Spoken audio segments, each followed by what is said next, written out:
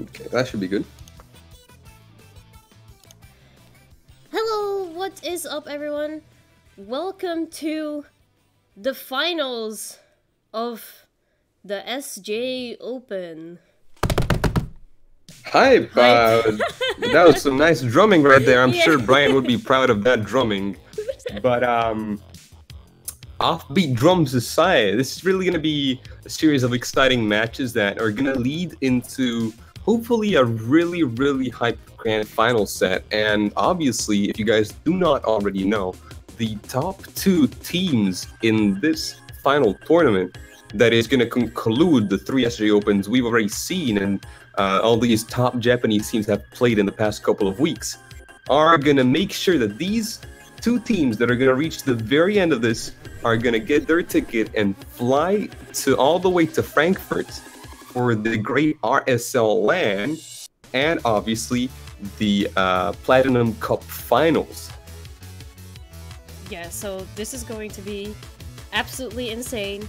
The best of the best competing at a LAN. Oh, it's gonna be great. And I hope everyone is really excited. Yeah, it's gonna be great. It's gonna be great. No matter which team wins today in this SJ Open Finals, I'm sure they're gonna be a great team and they're gonna give a great fight and a great showing in Frankfurt against the amazing European teams that have managed to qualify themselves throughout the RSL qualifier tournaments, obviously, that have been going on as these Japanese tournaments have been as well. So we are kind of gonna start where we left off yesterday, because yesterday we saw Gogoraise winning the third day of the SJ Open, and yeah, that's the first thing we're gonna be looking at. We're gonna see Gogoraise versus EMP Shika Kansatsubu. This is going to be a challenge every time. This is going to be a pretty interesting matchup in what actually is going to happen, because if we remember, Gogoraise got first yesterday. Yeah. But Gogoraise already tried their chances back in day 2 and didn't even pass the group stage. Meanwhile, EMP Shika Kansatsubu managed to actually get second in day 2. And so that's going to be pretty interesting to see whether Gogoraise would actually able to pull an amazing, get so much better in so little amount of time, or whether yesterday's might have just been not really luck, but just the stars aligning for them.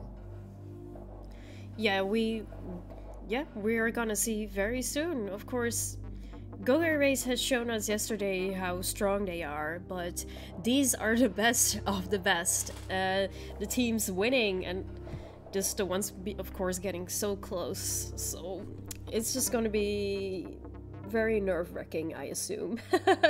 Definitely. It's definitely going to be a nerve-wracking series of matches for anybody playing. Though most of the teams are going to be having, fortunately, on their side the fact that this is actually going to be a double elimination tournament, meaning that even if they do happen to lose one of the best of 3 in the winner side, they're going to actually have possible redemption in the loser side. And maybe, we might see some great loser runs happening throughout this tournament, as we see 2 fish masks coming in from the side of EMP Shika Kansatsubu, absolutely outstanding. And just like we've seen yesterday, we see the clash between the unconventional comp of Gogoraise against the more traditional comp that we see EMP Shika Kansatsubu use. Yeah, we're seeing some very interesting stuff here. We see the tent umbrella back again on this match from Gogoraise, which has been working so well for them. Right now getting knocked out by the opponent's umbrella as well. Right now EMP is in control. I'm just gonna call them that. It's gonna be like a little bit easier. Definitely makes sense. We see a solitary inkjet being popped by the side of Gogoraise's dually player, and he gets punished extremely efficiently by EMP's Brella and H3 with some great teamwork. And I also need to point out that apparently on the side of Gogoraise, they're not running the Exploiter they've been running all of yesterday, but instead Umbrella player. And that is actually pretty curious, so I'm not sure whether it's the same player actually pulling out the tech for this specific map, or whether they're actually using a different lineup, in which case that could very well potentially harm the amazing synergy that Gogoraise was able to show they had yesterday as they're just capping zone. also really because Explosion has been working so well for them, especially in splat zones where it can even put up a lot of close and offensive pressure that we've been seeing. And that's so scary, but right now we haven't seen much of the Brella player yet, mostly the 10th Brella here. Actually, the Brella player being down, they do have the zone taking the lead. Gogoraise really showing us that they can turn it around, because yesterday we've been watching them. I think it was against Ink Rocket, was it at the finals? Yes, we're hopefully gonna see some more of them today as well.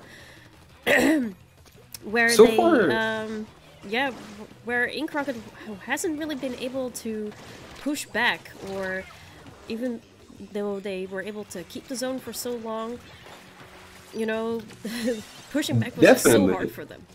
And so far, that has been a really, really astonishing hold on the side of Gogoraise. They were able to actually, well, EMP was able to finally get the zone in a matter of just a few seconds, thankfully, finally using the combination of Splashdown and the rain to their advantage. However, we do see Gogoraise already have two specials on their side, Bubbles and the Inkjet. And they're going to be looking forward to using these against EMP, who has been so far able to get their specials and everything, but has just generally fallen back in amount of slaying, as far as it seems, from at least the spectator point of view. We do see the Inkjet being popped inside of Gogoraise, getting off an amazing gun blaster, and the zone goes back on their side. Yeah, they've been holding them off for they've been holding them off very well. We saw EMP with the blaster pressure, but all the specials coming out at the same time. Gogoraise just taking it back, making sure the penalty is big enough, and just refusing EMP to get the lead. Stingray being popped, however, alongside the Storm and the Armor. This is going to be what EMP was definitely looking forward to. This is going to be 100% a retake, and potentially more players on the side of Gogoraise going down. Their teamwork has been pretty on point so far, but unfortunately the Brella did come in to help just a second too late and was able to get picked off by the combination of the Charger and the other Brella distracting him. Also, shout out if you can hear my cats fighting in the background. They're going to be fighting a fierce battle. You see EMP here putting up a great fight, managing to chew through the penalty that Gogoraise had put previously, getting the timer ticking down further and further. But the combination of specials on the side of Gogo might just be enough to cap the zone, as it is not. They were so close, but EMP was able to take 2 or 3 of the Team Gogoraise down, and was just over. They were able to take the zone back. Extremely interesting, also, I would like to point out the playstyle of the blaster on the side of EMP, who was mainly, his playstyle was mainly revolving around using a lot of Toxic Mist. We saw him go aggressive in a few scenarios, but during stalemates or during holds, if he was not able to get on the opposing plant, what he would generally do was just throw Toxic Mists and abuse the fact that his teammates were able to get so much turf coverage going that he really didn't need to abuse, really shoot the weapon, especially considering Blaster itself does not paint much. And that was a really fought game, but a really, really surprising performance by EMP, who was able to actually pull this off when I'm pretty sure I thought Gogoraise was going to be able to retake that zone with a combination of specials, but props to them. Yeah, definitely. Gogoraise got such a nice lead after the first time. That you would think that it was big enough, especially with the penalty and their synergy, even though they had a new player, or at least they're using a new weapon in their matchup. Especially with the rain, it's just, instead of the bubbles, it worked great. And even though, besides that, EMP was able to take most of the team down to stop all the specials, the special barrage coming down, and taking the win. And it's pretty curious because Gogo is actually, the 10th umbrella that they were running is a fantastic weapon for that map, I feel. And it allows your team to get so many openings from the north for free just by shooting your shield and then the bubbles, that it is surprising that Gogo was not able to actually capitalize on that as they were able to yesterday, for example. Yeah. So definitely EMP's turf usage might have just been what really gave them the upper hand in this entire matchup, considering that most likely what ended up happening was Gogo not actually having enough turf to support the 10th umbrella player and, actually just move in a coordinated fashion. So the next match we are going to be looking at is tower control on Kelp Dome. Yeah, I don't think that is a combination that we've been seeing before. And I'm Definitely very curious a new one. what both teams are going to bring.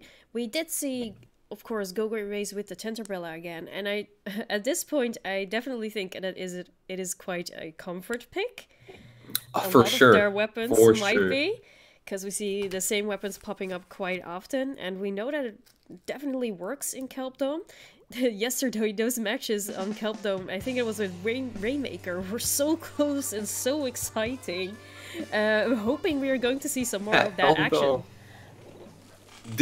So they actually do keep the Exploster, so it was most likely a tech pick for the previous map mode. However, I have to say that despite the individual weapons of Gogoraise being extremely strong on this map, the mode just lends itself so much in the favor of EMP. Chargers and blasters are are so well on tower control, and everybody knows that. The AoE on the tower, the Stingray, being able to just one-shot anybody trying to right the objective. So I really think that EMP has the upper hand, and this opening is definitely going to help them take this into a really convincing fashion straight away, with the Stingray, Armor, and Rain getting popped immediately. Yeah, all their specials just being combined at the same time, and currently they are 3 down on Gogoraise. That was a wipe, basically. And they're getting such a big lead. Like you were saying, their comp just seems to be working so much better for this map and tower control alike. You usually see teams sort of switching to blasters when tower control comes on, but Gogoraise is just so comfortable with these picks that they're not changing anything. Outstanding direct there by the blaster on the dually player, allowing EMP to actually extend this push even further with another direct and 3 players down on the side of Gogoraise, which means that this is going to be really hard, and 99% of the case, it's going to lead to a KO, as that's exactly what happens. Extremely, extremely convincing game on the side of EMP. And with those team comps and the way they were able to play the opening, it was really expected. They just were able to completely perfectly snowball the scenarios they had set themselves up for. That was definitely impressive. We saw EMP here putting so much pressure on Gogoraise, constantly just keeping them down, making sure they cannot go anywhere. There was just not enough time for them to do anything at all, and because of this, EMP advances to the next round. EMP's going to advance and play against their Kindern. Ooh, that is going to be an interesting match, definitely. But without further spoilers, we're going to be looking at Cool and Cool against Sekai ni Todoroki Asahi Nuku. That is a long name, and I'm just going to call them Sekai. Yeah, I apologize. That is pretty long as far as names go. But yeah, we're going to be watching Sekai ni Todoroki against Cool and Cool. And Sekai ni Todoroki actually was able to get first place in day 2. And on the other hand, we're going to be looking at Cool and Cool here, who was able to get second on day 1. So Cool and Cool, despite only getting second on day 1, is definitely a fan favorite. They are an extremely popular and well-known team throughout the entirety of Japan. Definitely. And their players are obviously great individual players.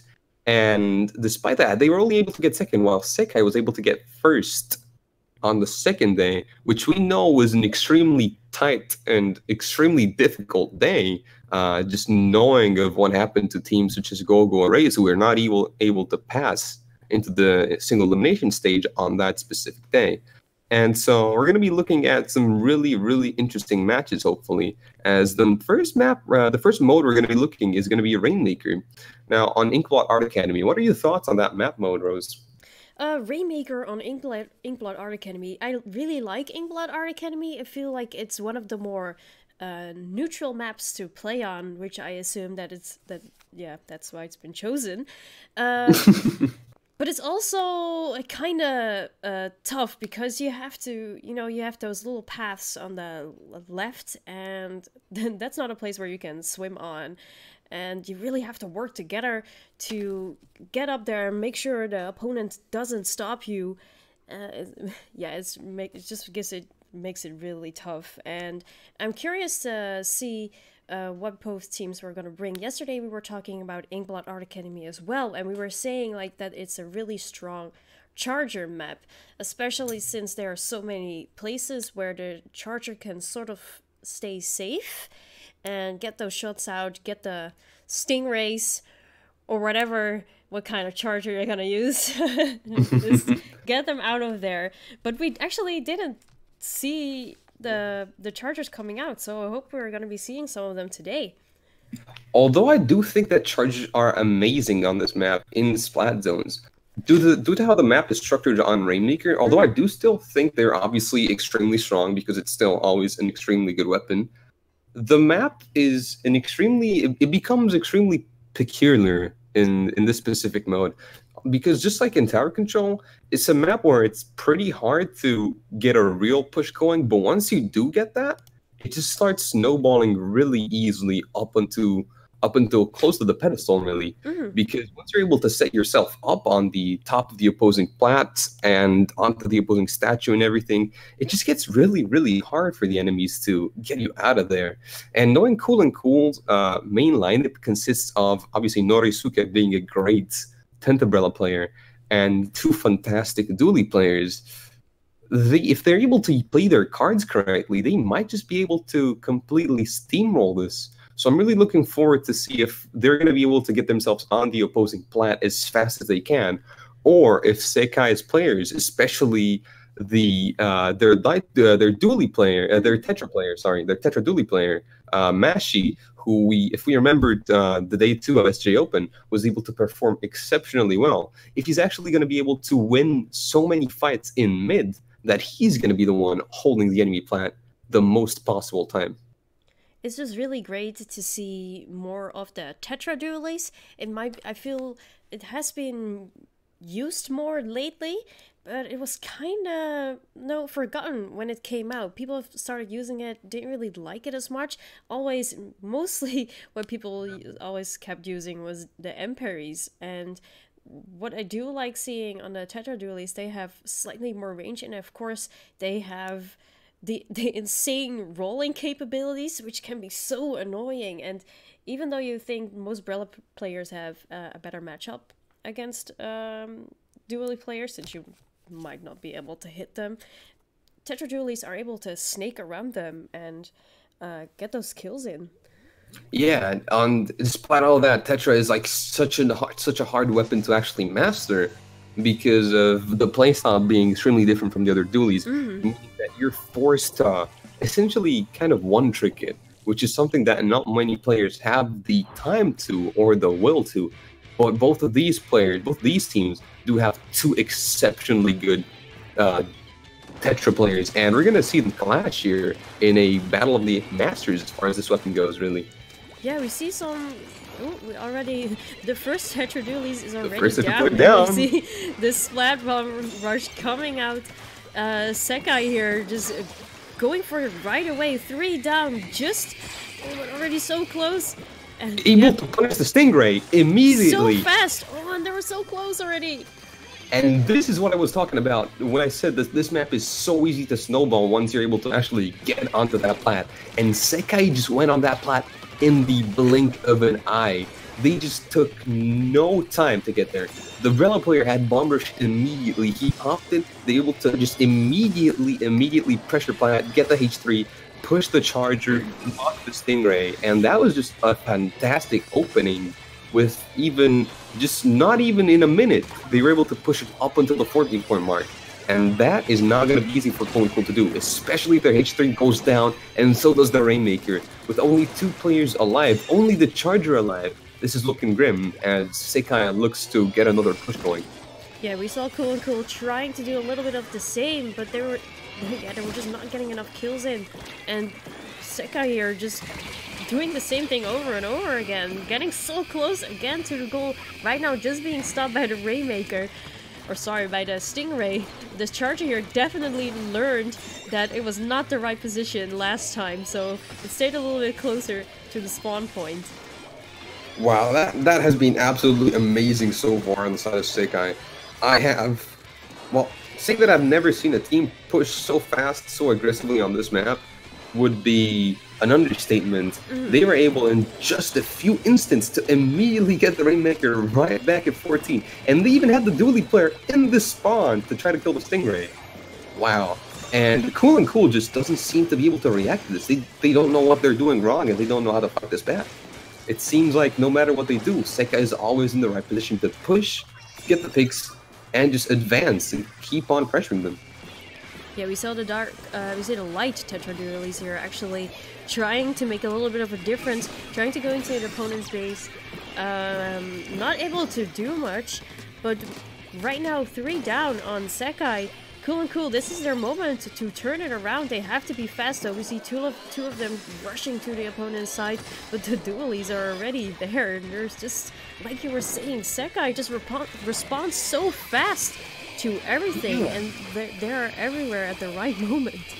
Yeah, we could see there the Tetra player, as you mentioned, was able to be there immediately. And even though he didn't get the kill there, what he did was he just distracted the team so much, stalled them out for so long, that the Tentatek player on the side of Cool pushed up alone because the Tetra player was unable to back him up, as he was, he had to be helping the Rainmaker.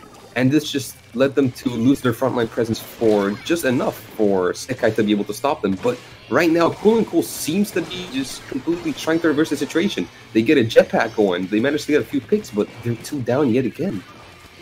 Yeah, they were doing an excellent job, actually. At that moment, they had quite a few of Team Sekai down, but the map control just wasn't there. And just with the fast respawning and responding of everything that Sekai does, they were back in the game in no time, and it seems like it didn't make much of a difference at all.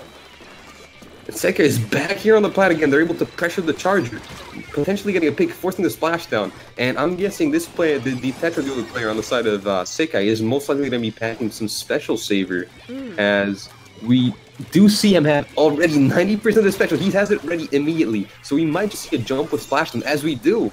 And that is just going to completely, again, distract the attention of Cool, who just, again, don't seem to have the answers for what Sekai has been doing and keeps on doing, as they have bombers ready to get even further, but they finally managed to pick the umbrella off, and there's a wipe at last. Yeah, there's a wipe at last, but there's so much they have to make up, and in no time, Team Sekai is already up and running, so the downtime just doesn't do enough for them, and the Tetradualies just putting the pressure on again. And there it is. There's the wipe on Cool. That was fast. Wow. That was ridiculously fast. Sekai's playstyle has been just amazing so far. It just looks like they're able to sneak through whatever Cool attempts to do. They're just ready to just completely stop their plan in its tracks before it even gets going. And that has been absolutely astounding, in my opinion. And I'm really curious to see what's going to happen next. I feel like it's almost a necessity to put the scary fish mask on at this moment. We've seen everybody with the scary fish mask on be able to perform exceptionally well. So I'm pretty sure it gives you a buff, at least definitely. Yesterday. Oh, it has been going on just so strong, and Sekai just needs one more win, and if we're gonna see the same thing as the last game, it's going to be over very quickly in this tournament. Definitely, though Sekai's playstyle, at least in the last match we saw, was extremely well suited for the Rainmaker. So it's going to be interesting to see whether their hyper-aggressive playstyle is actually still going to be valuable on different map modes, or if they're going to be able to actually switch the way they're playing, as if they were just turning on and off a light, to just completely play in a way that allows them not to we can just say just feed while holding control on a mode like Splat Zones, as we're going to be heading into Splat Zones on Piranha Pit. Yeah, and it's not for nothing that this team won the second day, so they've been playing quite a bit of Splat Zones. I'm not sure if they change their matchups quite often, or if they stay with the same. I haven't seen much of the second day, tragically, because my internet was down on that day. but yeah, since this is such a great team, I would love to see more of them. Definitely, definitely. And we're at least for sure going to be seeing one more match, because yet again, this is just being round 2. This is once again a best of 3, meaning that Cool is still in this. They might be able to obviously win one more and bring this to a game 3. Or Sekai is just going to be looking forward to snapping that game 2 win and advancing up onto the semifinals. Well, we are going to be seeing it very soon. Splat Zones on Piranha Pit.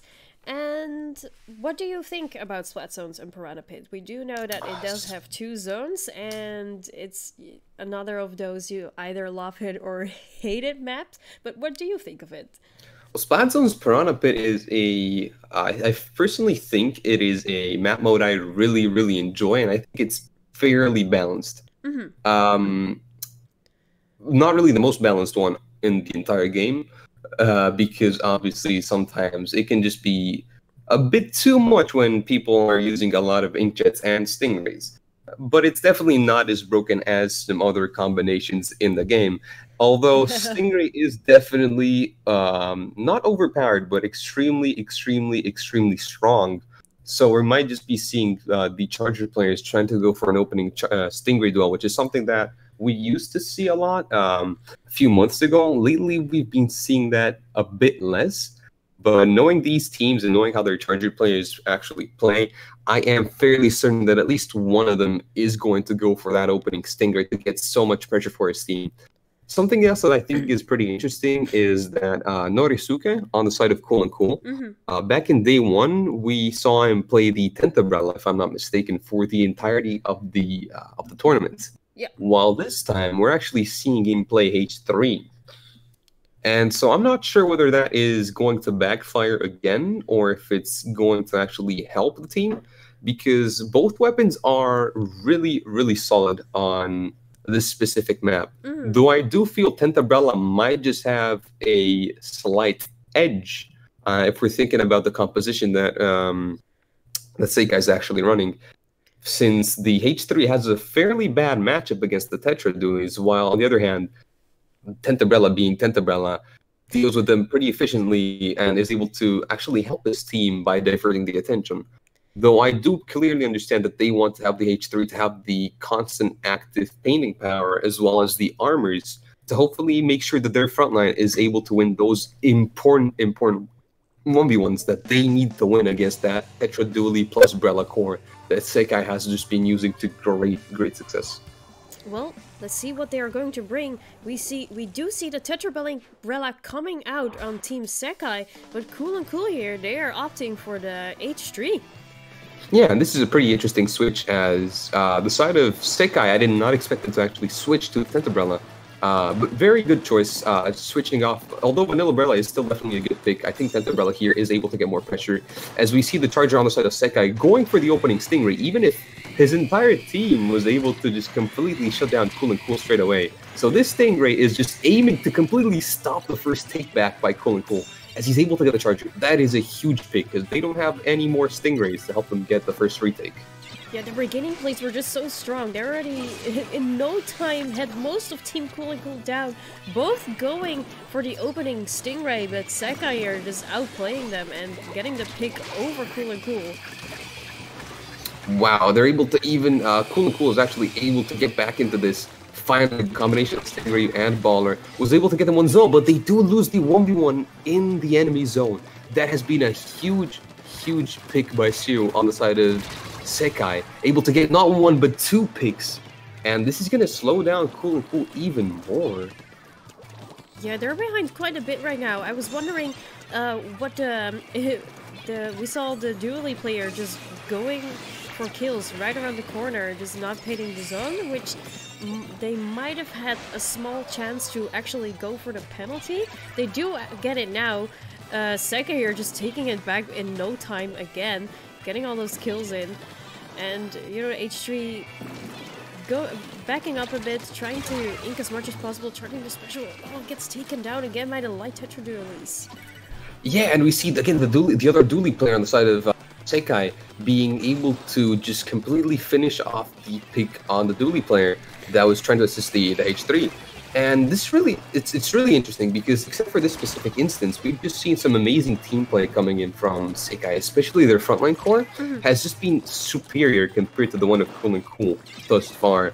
They're just being able to constantly be in 2v1 scenarios, sharking against the, you know, one close to the other. And as soon as one needs help, they're able to get help. But, you know, they don't really need any assistance when their Charger player can just safely get that Stingray and get 2 picks. And with those 2 picks, this is going to give Sekai the time for their dually to respawn. And with the bubbles being popped into the zone, this is going to be pretty hard with only 2 players alive for Cool and Cool.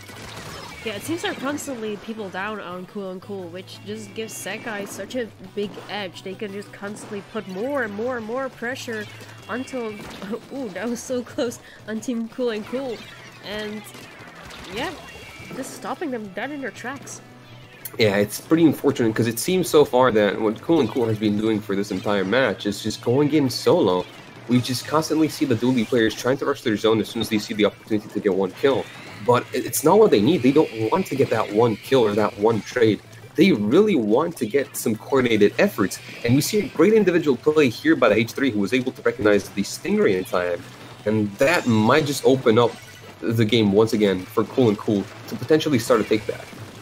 But just as you were saying that, they were just... the H3 here playing so well, but Sekai taking it back again, even though Cool and Cool took the zone, they got the kills in, and Sekai taking the zone right away. It just seems like Sekai has so much presence and so much turf control throughout the entirety of the map, no matter what happens. We see the H3 on the side of Cool and Cool pinning so much, playing so well, but regardless, it just seems like he just can't get enough turf control for his team. As we see the Tetra player on the side of Cool and Cool missing a really, really important kill on the Stingray, which leads 2 of his teammates to go down, to get a full wipe in a scenario where what he really wanted to do was just get 2 players down and actually extend his team's lead even further. Yeah, and that's why they're probably, their callouts are so great. I assume they... it's like, okay, well, I need a little bit of help here. There's a dually on my ass.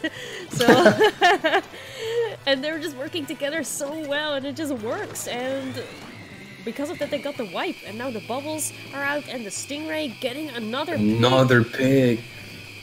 Wow. So Sekai is just playing this extremely. They're keeping their cool against Cool and Cool, who on the other hand seems like they're not able to do it themselves. They're actually falling victims to the pressure, in my opinion, because they're just missing some kills that I would not expect them to actually miss, just like this one. Some extremely crucial 1v1s that are just opening it up way too much for Sekai, who takes all opportunities given without any fear and without wasting any time. And it's going to lead them to get a 2-0. That's going to bring them up until the semifinals now. Yeah, Sekai are just playing so well. They were extremely dominant in both of these matchups. All those splats here from the Charger, all the Stingrays, he was playing so well that everything was just timed perfectly, and they definitely deserved that win. Yeah, definitely. The Charger on Cool and Cool's side was not even able to really just position himself in a way to be able to get those Stingrays that we saw Sekai actually get from the far left. He just couldn't, because his team kept dying, and if he were to drop, every time he dropped, he would just get instantly punished by whichever dually was pushing up on the far right. And so that is definitely something that, as Cool and Cool, you would not want to happen already in round 2. But, you know, this being a double elimination means that they still have an opportunity. They can still actually pull this off as we head into a hopefully really exciting semi-final match on the winner's side between Sterkindern and Sekai. Sekai ni Todoroka Asai no Koi. Yes. Yeah, we're gonna look at Team Sekai just moving right again to the next match. We're gonna be looking at the winner of the first day against the winner of the second day. And yeah, we do know that Gogoraise from the third day is already in the losers bracket, which gives us these two teams just left from those days. And we've seen Sterkindren performing very well on the first day, of course. Yeah, they were able to win that. Yeah, they were able to win that. You might remember Yumel, the Charger again. And one thing that I still remember because I really love it, hopefully we're going to see some Carbon plays again. Definitely. We definitely just know that Sterkindren is just an amazing team. And we remember from day one, as you said, they had some extremely interesting picks, such as the Carbon Roller, which is something that we haven't seen any other team actually use. We've seen other teams use Vanilla Roller, we've seen teams use brushes, but nobody has actually used the Carbon like Sterkindren has done. And that's going to be exciting to see if they're going to use this again and show us how much it can do still. And obviously, the entire team is an amazing team. They've got one of the best H3 players in Japan. They've got an amazing Charger player in Umild, and just overall a great team. And Sekai, they don't need any introduction. We just saw them play and completely demolish Cool and Cool. So you don't really need any other introduction after we've seen you do that live on stream. Definitely. Sekai are being so strong, and I think these are one of the best teams out there, and I'm so excited to see how they will go against each other. Yeah, definitely. And it's also interesting to keep in mind that both of these teams were able to get first, respectively, on day 1 and day 2, while the only other team that was able to get first has been knocked already in the losers in round 1, being Gogoraise. So Sterkindren, Sekai, and Gogoraise were the winners of their respective SJ Opens, but one of them got knocked out in the losers extremely fast. Meanwhile, these two are just proving their worth as the champions already in the winners finals. Yeah, and it really shows the difference as well from the first days, that Gogoraise was just not able to get through the single elimination, that the skill level from the different days might have been quite different. But probably. As we do see, you wanted to see it, and here it is. Yes, we see Mauricio using the Carbon. Amazing. And this map is probably an amazing map for the Carbon Roller. Black Belly Skate Park has always been a great map for Carbon. Players like Brian, for example, who everybody knows for being a Charger, obviously, he was a great Carbon Roller player as well in Splatoon 1, and this was definitely one of his best maps. And talking about that, we just see the Carbon Roller Mauricio just already in Sekai's spawn, just killing the Charger, scoring, and keeping up so much pressure, distracting 2 players as the rest of the stuff. Just as he was jumped back, he was able to get punished by the Umbrella player there. But we saw Sterkindren again. We saw them with such a great intro. They got the kills in, and they were able to get to the goal so fast. Sekai here scoring, making a comeback. It's just going back and forth, taking the lead right away. 3 down, just a Tetra player left. Sterkindren trying their best to stop the last player, making sure Onik actually gets the kill, but he was too late. The Tetra dualies were so close. Definitely so close yet so distant. And at the same time, though, the funniest thing about that entire push was the fact that they were able to get lead thanks to the Umbrella player who was using the fish mask, who simply just stood on the top catwalk, just standing still and just throwing clams. That was kind of very funny if you're able to spot that out, because the match just throwing clams like that was just really funny looking. And you know what's not funny?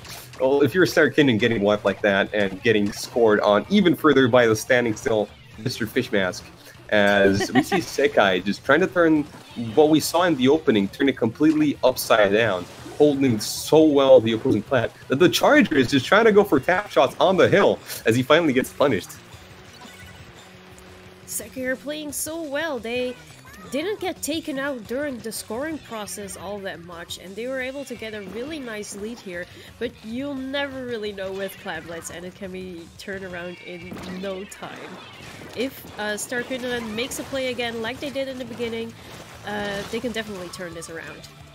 No issue, trying to be the slipperiest he can, able to get a pick, but that is not going to be enough, as Sekai is just going to score once again. It just looks like the whole map is just giving clams to Sekai and not Starkindlen. Definitely shows that Sekai has actually practiced this and knows exactly where to go to get those clams, because the match has been going on for 3 minutes, and we've just seen Sekai score 3 to 4 times, I think it was, meaning that they definitely have the climate advantage no matter what was going on. But we do finally see Starkindlen actually have around about 20 clams their own, so 2 power clams more or less. As soon as I say that, they lose enough clams, and they're only left with 1 power clam, and they're not really in positions to push so far. Yeah, Norshiro here just trying to take in as much turf as possible, trying to get those picks in, but not able to get close to the basket at all. He's just going around, and he's just waiting there. Oh, but gets punished by the splashdown. That was gonna be such a nice shark if he got that kill. That would have been a pretty meme-worthy kill. Unfortunately, Definitely. He got punished for being too brazy there with that meme play right there. But had that actually worked out, that would have been a really strong push on the side of Starkindlen. But that did not happen, and we might just see Sekai attempt to go for another push. They have the storm ready, they have control of the half-pipe with the charger, who was able to get the opposing charger on the side of Starkindlen. And such a nice play, and scoring again. Yeah, it's really also interesting to see that we just constantly see the combination of the Umbrella player and the charger on the side of Sekai, constantly holding half-pipe and scoring by themselves, while we see the dually players trying to harass the entire game from mid, meaning that Starkindlen is constantly having to focus on the 2 different sides of the map, so left and right. Meaning that if they over-concentrate on right, it means that they're gonna get flanked. If they over-concentrate on left, it means that the opposing team, Sekai, is gonna be able to score, which is no things that neither is what they want. And so it just really looks like Sekai has this planned out for them, and doesn't look like Starkindlen has been able to do much at all. So just 10 seconds left. Sekai here having a huge lead. Starkindlen do have a power clamp though, which makes them going in overtime. But Sekai here just defending so well, putting in so much pressure, and they're so close to scoring yet again. Able to get a kill charger, and that's game. Wow. Crazy, crazy, crazy. That is such a scary thing, especially in overtime, where both teams have a power clamp, and you have to pay attention to both sides because you have this limited time to score, but when the opponent also does, it's just over. Essentially, the Umbrella surviving that Stingray was really what won the game for. Had the Stingray been able to pick off the Umbrella, then they would have just had so much, just direct pressure on the half-pipe ready to score. But despite that, the Umbrella being alive, he had the power climb. He was already in the opposing half-pipe. He had the storm, he had a full shield, and only one player, being the charger, was able to watch him. So great play on his part, being able to kill the charger, not lose that extremely important 1v1. And at the same time, I think it was really key. All the bombs we actually saw coming in from their own half-pipe, so Sekai's half-pipe, the defense that they were setting up was actually extremely important, because had they not had that great defense which was able to stall out long enough, they would not have been able to actually score and prevent the push coming in from Starkindlen in the first place. Yeah, we saw Starkindlen putting on such a powerful few seconds in the beginning, getting all those kills in. But in the end, Sekai just constantly scoring, and Starkindlen having no place to make their own move. And Clam might not be their best mode, so maybe we're gonna see a little bit of a difference, because the next mode and map we're going to be looking at is Rainmaker on Walleye Warehouse. Definitely, though at the same time, as you said, this map we're going to be looking at is going to be Rainmaker. And whether you think that Climb Blitz might not be their best mode or not, you've got to remember what Sekai was able to pull off in the last Rainmaker set against Cool and Cool. Yeah, they were so dominant and they were so terrifying, and it was over in no time. Even though it wasn't over, they just kept the lead constantly, put the pressure on. I think it was Gogoraise. Cool. I'm sorry. They kept the pressure on so much, and even though Cool and Cool has such great individual players, there was no way to stop them. Their coordination was just fantastic. Yeah, and really, if you just think about it, what Sekai did on that Rainmaker match is exactly what they were able to do in this last Clam Blitz match. Except the objective was now scoring clams and not pushing the Rainmaker. Yeah. They just unrelentlessly just keep going. They're always in the opposing base somehow in some way, and they just keep being able to push that objective without any problems, without any fear, and without any resistance. If they keep this up, this is going to be a very short tournament. But we've only seen one match, and they can always turn it around. We do know how great the Star Kindred are, and yeah, let's give them some hype. Let's give them some hype. Yeah, definitely. They're not a team to underestimate at all. We've seen them play so well in the first day of the SJ Open, and definitely they might just not have been expected their opponents to be this strong and this worthy before even potentially being grand finals or anything. So they might have just underestimated their opponents, who at the same time were definitely riding off the excitement, all the hype, and the fact that they were so pumped after such a dominant performance against Cool and Cool. So that's definitely also to keep in mind, because Sekai is just riding off this great momentum wave. And if Sekai is able to just stop their momentum in its tracks, well, then at that point, it just means that potentially Sekai might be able to actually retake this back. Yeah, they definitely have a chance. Even though Sekai has been so powerful and so dominant in these matches, or at least putting on so much pressure, I really feel like Starkenrun can do the same. We've seen them playing before, and they are absolutely terrifying as well. There's no way to...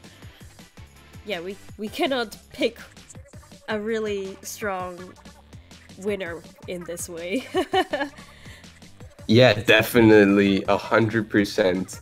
And just really, I don't know who I would just give my win to for if I were to have to predict this Rainmaker game. Definitely, I would think Sekai might just have the upper edge, just because of how they've been playing. But with these teams, you really never know what might happen around the corner. As you know, we were also curious to know whether Sturkin is actually going to be keeping their roller player, the carbon player, or if they're going to be switching around, as we saw them do in day one, as they did a few switches as far as the team composition weapons go. I think the carbon roller player also switched to Emperi, which might be a better choice, especially in Rainmaker, putting on the pressure with the Inkjet, which is generally just really strong. Definitely. Yeah, that might be a better matchup, but I'm curious to see, because I do like seeing the carbon roller shine, of course. And even though in the last match the carbon got some great picks, it wasn't enough. Yeah, unfortunately, was not enough, and probably the fact that Sekai was able to just hold up so much pressure. It just shows that maybe it was just that amount of pressure that didn't let the carbon roller actually do what he wanted. Because the times he was able to sneak up in mid, yeah, he was able to get the kills, but how many times was he able to actually do that in the first place? Not many at all, really. And that's just because Sekai's pressure, the amount of turf control they had, and everything was just overpowering for them. And because of how Walleye is made, we might see him be able to actually sneak around with more ease because of all the drops and nukes and crannies on the map. He just might be able to truck around, just stay below the drops, or if he's locked in base, sneak from far left or far right. But it's going to be interesting to see, especially because I don't think either of these teams has been running more than one inkjet as well. And so that definitely diminishes the amount of pressure they can actually get on top of the enemy plat, which means that the carbon runner again might just be able to get some really good positionings if they actually end up using said weapon. Yeah, I think this is going to be something again, especially on this map, a mode where we're gonna see both chargers and having a fight again between the Stingrays.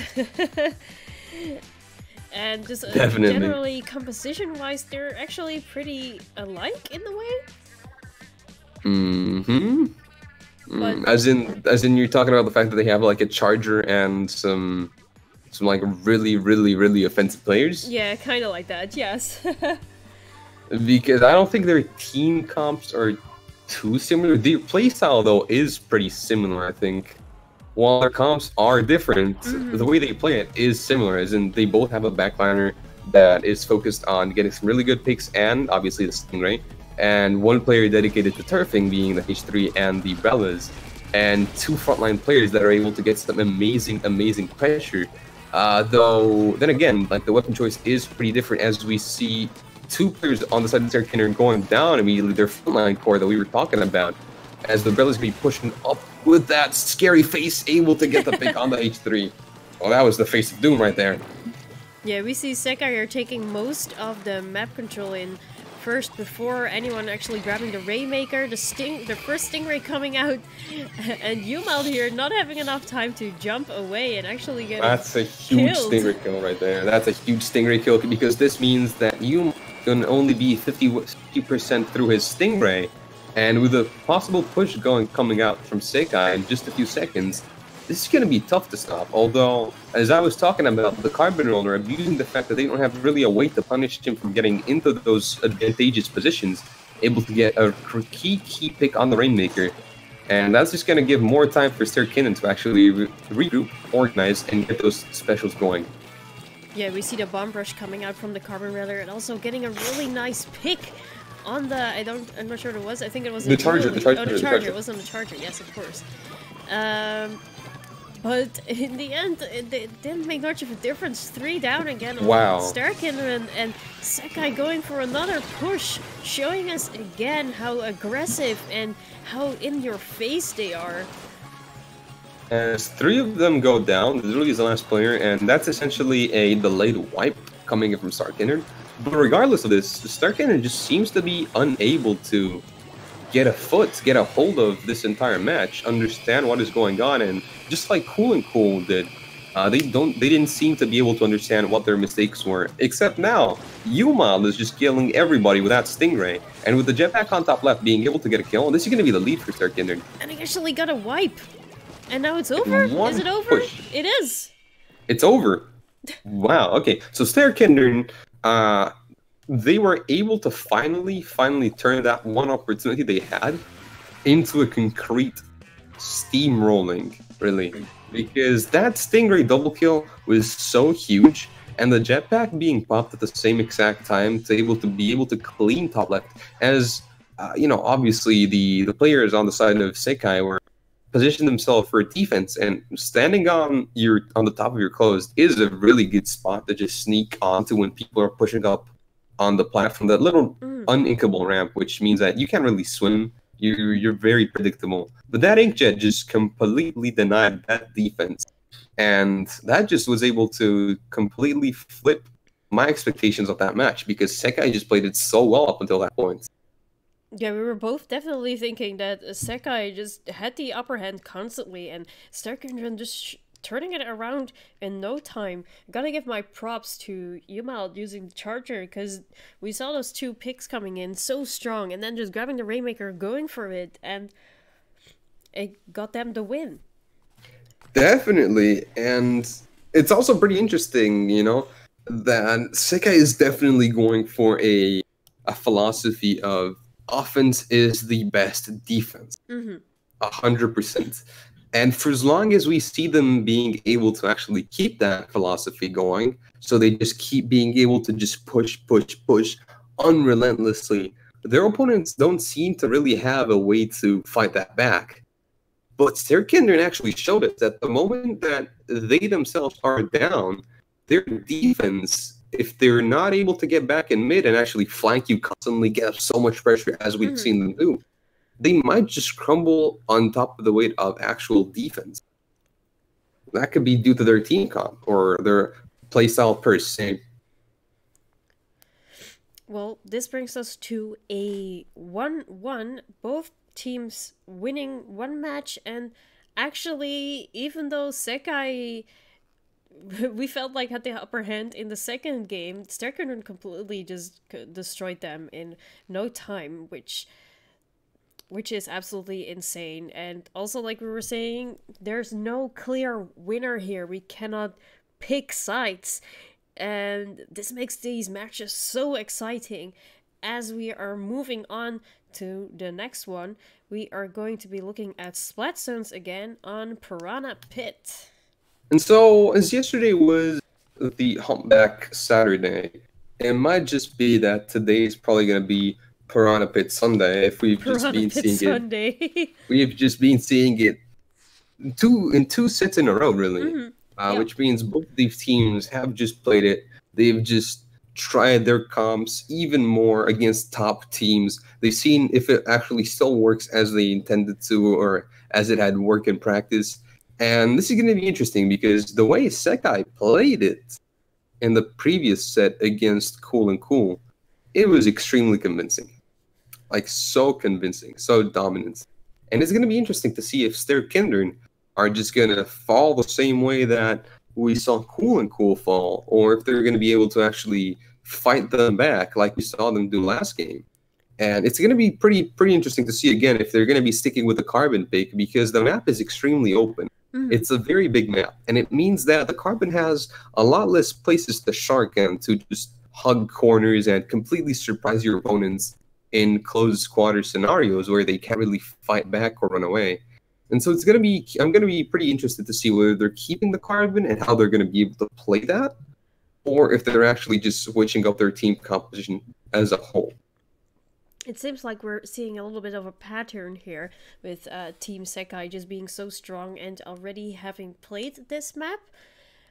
And coming out so powerful with those Stingrays and just their communication, supporting each other.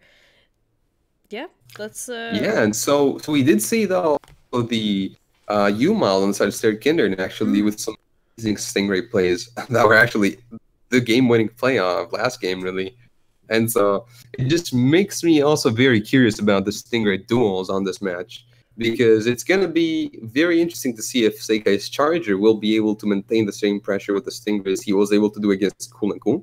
So he's going to be able to get those opening Stingrays and then just Stingray constantly with a barrage of specials, preventing the opposing Charger, U-Mal in this case, from actually Stingraying, or if that's not going to be the case, and U-Mal's going to be able to fight that back accordingly. Well, it seems most of these team comps are just going to stay the same. We see the Carbon Roller back again on Mauricio, and... not going for Ninja Squid either, which is also something to keep in mind. Yeah, he's definitely going to be... He's going to be playing for those burst bombs like we've been seeing him play all these previous sets, which obviously is extremely interesting and important at the same time. We see a great Stingray being popped by U-Mal, and there's 3 players down on the side of Sekai immediately, as that was a really aggressive opening by Sekai. They had 2 people go for the rail, which is something that is very unconventional. And they were actually able to... I thought that was going to be a very grim situation for Sterkenen, because with the Tinterbrella and Tetra, I thought that was going to be a kill on the Stingray and everybody else on bottom left, but they just proved me wrong. They were able to get so many picks that they were able to stall out the entire offense by Sekai, as we see them try to get back with the Stinger of their own. It was so interesting to see, though, with just the Tentadrillies being alive on their map, but providing such a good distraction on both the Charger player and the Dualies, both going on top of them, and it took them so long to actually get the picks on, which gave Sekai actually a chance to take over the zone. Yeah, that was great teamwork by U-Mal and the Dualie parents on Sterkenen to actually recognize that threat and deal with it accordingly. But at the same time, I think it was also a great play on the side of the Tetra Dualie from Sekai to be able to distract for so long, to be so slippery. And that was basically what made Sterkinder unable to get those aggressive positions they wanted for the first hold, and they weren't able to get. We see the charger here, Yumal, just jumping back and forth, trying to get his Stingray in. We saw the Stingray coming out from the from Team Sekai here, but also at the same time coming out from Yumal, both not getting any picks though. Okay, so finally we see Sterkinder react in the final direction with the Tentabella and the Tetraduli player. We're actually focusing their entire playstyle on. Basically, both the H3, not the H3, sorry, both the Tentabella and the Tetraduli we're basically constantly just harassing the far left by having something around like 3 beacons on bottom left. Constantly jump there and just be behind Sterkinder. And after a nice slope kill there, they were able to actually get rid of the beacons, but it seems like it's not been enough so far, unless they get a double bomb kill like that. That was insane. I didn't even notice that, and it seems obvious that Team Sekai didn't notice it either, because 2 of them were down. They were just so focused on getting the pick there, but yeah, that really is one of the downsides of the Tentabella. When you're playing Tentabella, you have to pay so much attention to things like those random bombs, because if you happen to just be trying to defend your teammate and walking into the bomb like that, you could just get both of you and your teammate killed in just a blink of an eye. As we see Sterkinder actually adapting so fast so far to what Sekai has been throwing in their face the entire game.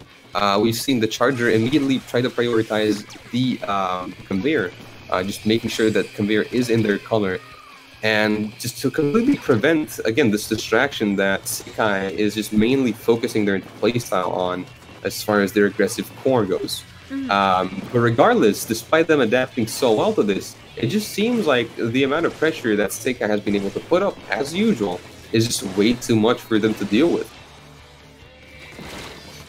Right now, or just now, we were looking at the Inkjet player getting some, not really getting a lot of picks in, but mostly just using it to paint the zone right as they were landing, getting picked off though. Sterkinder has most of the zone taken. They actually aren't taking down with on both sides, 2 down at the moment. Getting a really nice pick on the Tetradulies again, which has just been so annoying for the Sterkinder in this match. And guess who's back again? The Tentabella is back on that bottom left side of the map. The 1 second that Sterkinder does not look over there, he's coming back. He's coming back. He's going to harass the entire team, pick off the dually, give a free jump to 1, if not 2 of his teammates potentially. And this is going to be trouble for Sterkinder. Yeah, definitely. Even I didn't notice, like, the moment that the Tetra player was just gone, and in no time he was back again. That was so insane. Yeah, and in just that brief instant, however, of him jumping back to base, we see Sterkinder being able to cap that zone, but unfortunately their dually player is distracted so heavily by that Tetra player that it means that the zone is going to go back to Sekai unless something magic happens here as far as individual plays go, and that doesn't seem like it's the case, really. We just, really, what ended up happening there was the distractions that Sekai provided were just too much. Yeah, the Tentabella and the dually, just too much for them to deal with. Yeah, you would think they, like, the moment they go into overtime, they had less than 10 seconds to take the lead, which, you know, which could have won them the game. But you're right, the distractions, they just weren't paying attention to the zone, and it seems they weren't even paying attention to the timer because they weren't thinking any of it. Yeah, really. If you could clearly see it from the KD screen. Yeah. Sterkinder completely outslayed Sekai.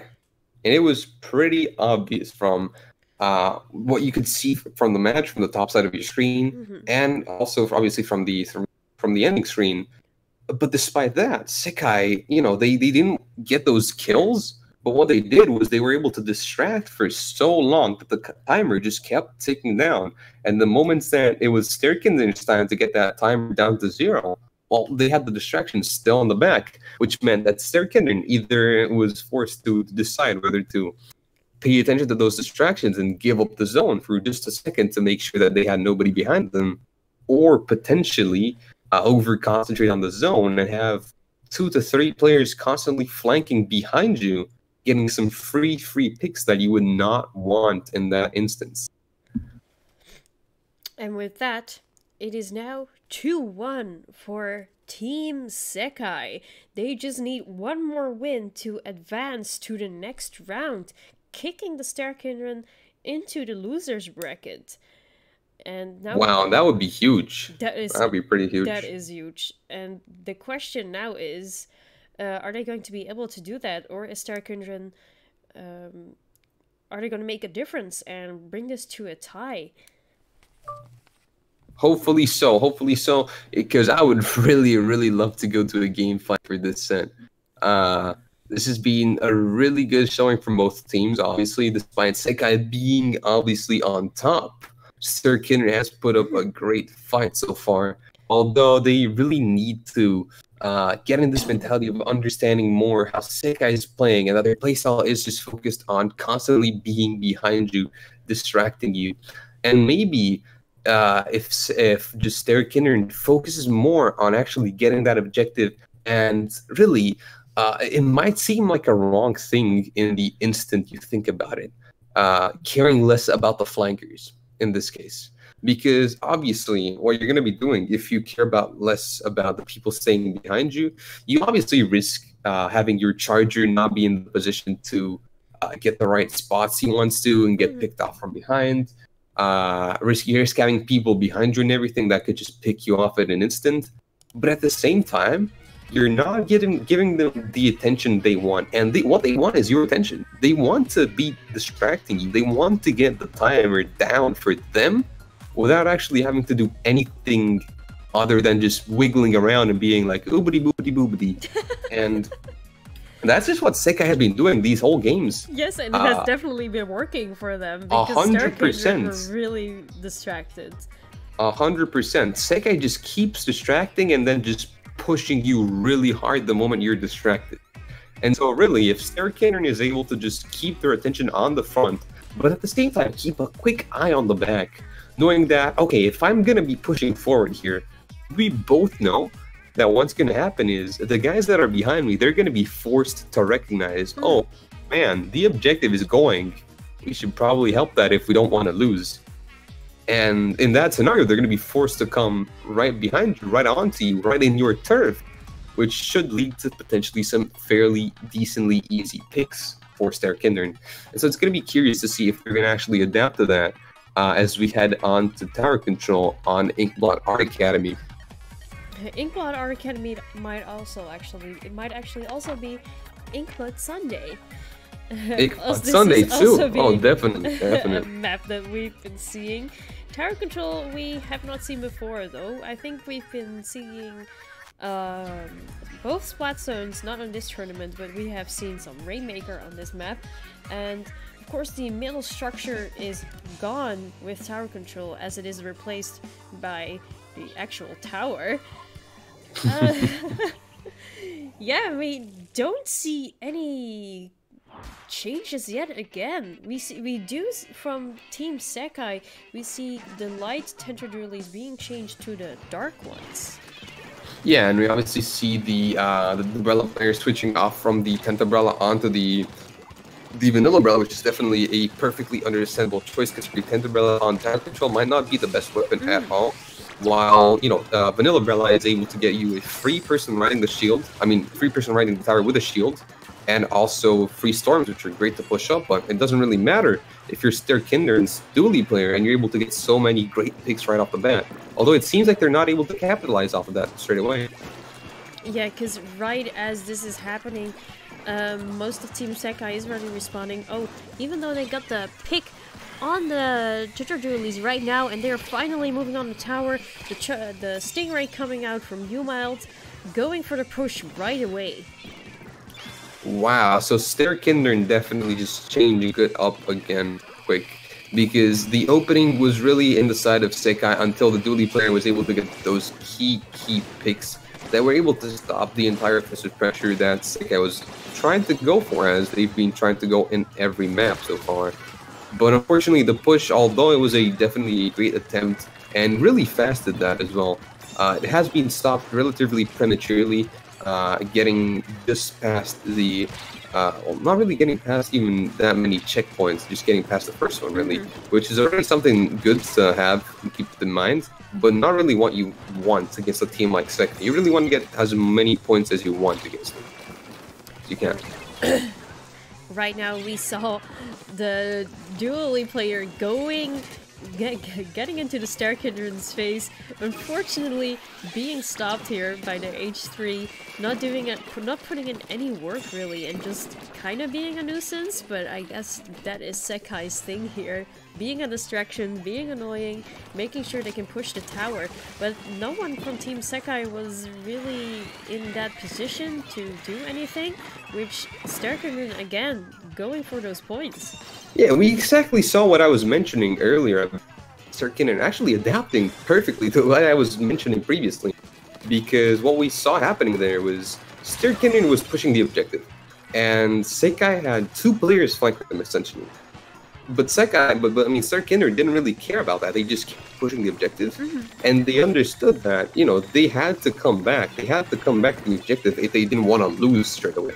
And so they were able to get like 2 key picks from the H3 players onto the front line of Sekai, and managed to get a really solid push up until 38. But now it's finally time for Sekai to try their best at a push. Yeah, we see both Stingrays coming out again, making it a Stingray fight, also being a good distraction by Sekai here again with their distractions, as the Stingray was not able to point at the tower, though they got the right picks in. And look at the map control, it is mostly covered by Star Kindred here, making them able to get on the tower again and stopping Sekai dead in their tracks. Both of these teams are being extremely fast and extremely efficient, as you would expect at this kind of level. Just completely turn the map control in their favor in the one instant they get. As soon as they get a wipe, or as soon as they get 3 players down, they're going to get that turf control back in their favor. Amazing pick coming in from the Charger on the side of Sekai. But at the same time, we see some even better teamwork coming in from Star Kindred, getting 1 kill, but potentially just falling victim both to the Brella. Amazing, amazing fight coming in from the Carbon Roller, able to actually pick the Brella in an advantageous situation. And that's 3 players down again on the side of Sekai, who doesn't seem to be able to have both of their frontline presence alive at the same time to get that distraction and pressure that they really need and really want. Yeah, Star Kindred really showing us, like, this time that the kills that they got last time, even though they didn't mean much because they weren't too focused on the objective, it seems, and Sekai just providing all these good distractions, right now it's really working for them as the opponent's team is just constantly down and they're able to move on freely. We saw the Charger on the side of Sekai actually be able to clean this up. Star Kindred was able to get a few extra point on the counter right there, which is pretty important for them, as extending your lead the furthest you can, especially on tower control, is never something bad. But we do see Sekai again with their frontline presence not being complete. That is pretty unfortunate. Although they do have most of their specials ready, they have already used the Inkjet. But I really think that what's just keeping Sekai back most of this game has been the fact that their Tetra player and their Dually player have not been alive at the same time for most of the game. But in this specific instance, they really are trying to get this back. Although the Stingray is going to be stopping this. They're all down. They were so close. They constantly had most of Star Kindred down with 2 to 4 at the last second. But the Stingray coming out, and it's over. That was a really strong attempt. That was a really strong attempt right there at the very end from Sekai. They're finally able to get a foot in this match, but as you can see, their Dually player just completely shut down. Amazing performance by Star Kindred and Perry, but at the same time, Sekai's player got shut down so hard, and that's what really was just keeping them on the back foot that entire match. Because without him being constantly alive to be an extra form of harassment or to help the Tetra Dually in firefights, because obviously we saw a lot of times these dualies having to get those fights alone, and obviously just ending, dying while staying in opposing control, getting 2v1 by the H3 and the Umbrella so often. I mean, not, yeah, the H3 and the Carbon so often, not the Umbrella, sorry. And, that really just backfired. And it's really great to see Sarkiner actually this one and bring this to a 2 too.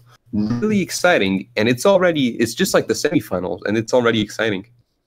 Yeah, this brings us to a 2-2, and it's just so close. Starkendron showing us that they can adapt really well, which brings us to just one more game, the tiebreaker. It's going to be Rainmaker on Snapper Canal, but before we are going to watch that match, we're going to take a little bit of a break, and we'll see you all in a bit.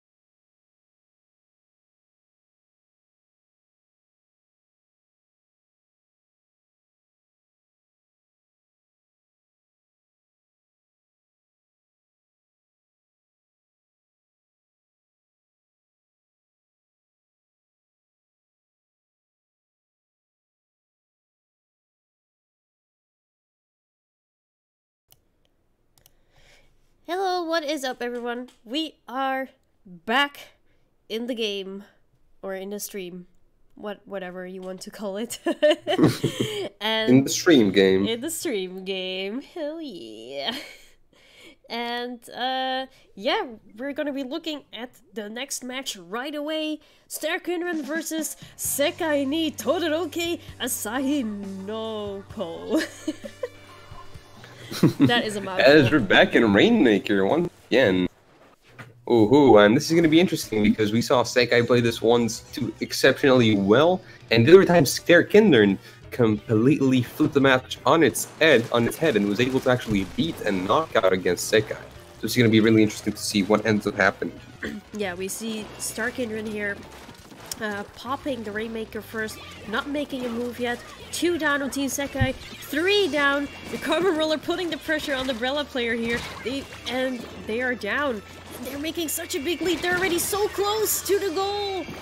That break definitely helped Starkindred regroup their thoughts, and they didn't lose the momentum they had though, because they're going. This is going to be really fast. 3 down, and that's a wipe. And it's over. That was so fast. That was insane. That was just insane. The break took longer than the actual game. All right. That was something that I would not have seen coming at all. Wow. And Starkindred's Charger, Yuma didn't even need to get Stingrays or kills. His team did everything. They played it so well. All they had to do was just play the objective. That was just amazing.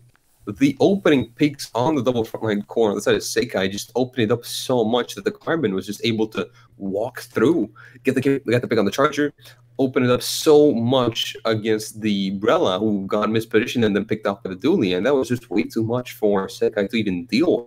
And Gogoraise, our good old day 3 winners, have been able to actually advance up until the losers finals. yeah, and now we're going to be seeing Gogo against Sekai.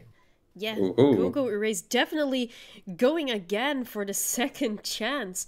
The second day winner versus the third day winner. And we have seen Gogoraise being kind of stomped on earlier. But they are able to... They managed to bring themselves back up into the loser's bracket. So maybe they've changed their mindset and they are going for the win now. Although, if we do keep in mind the matchups these teams have actually ran into so far, Sekai was able to win completely day 2 SJO, while Gogoraise today earlier, we saw them getting stomped on by the team who got second in that specific SJO, which leads me to believe that Sekai might just have the upper hand, especially if we're going to be heading into a map like Black Belly, a map that favors so much short range. As we know that Gogoraise is just so good with their long-range spam, and as we see them here, they're going to be having to see what they can do in such a close and tight map.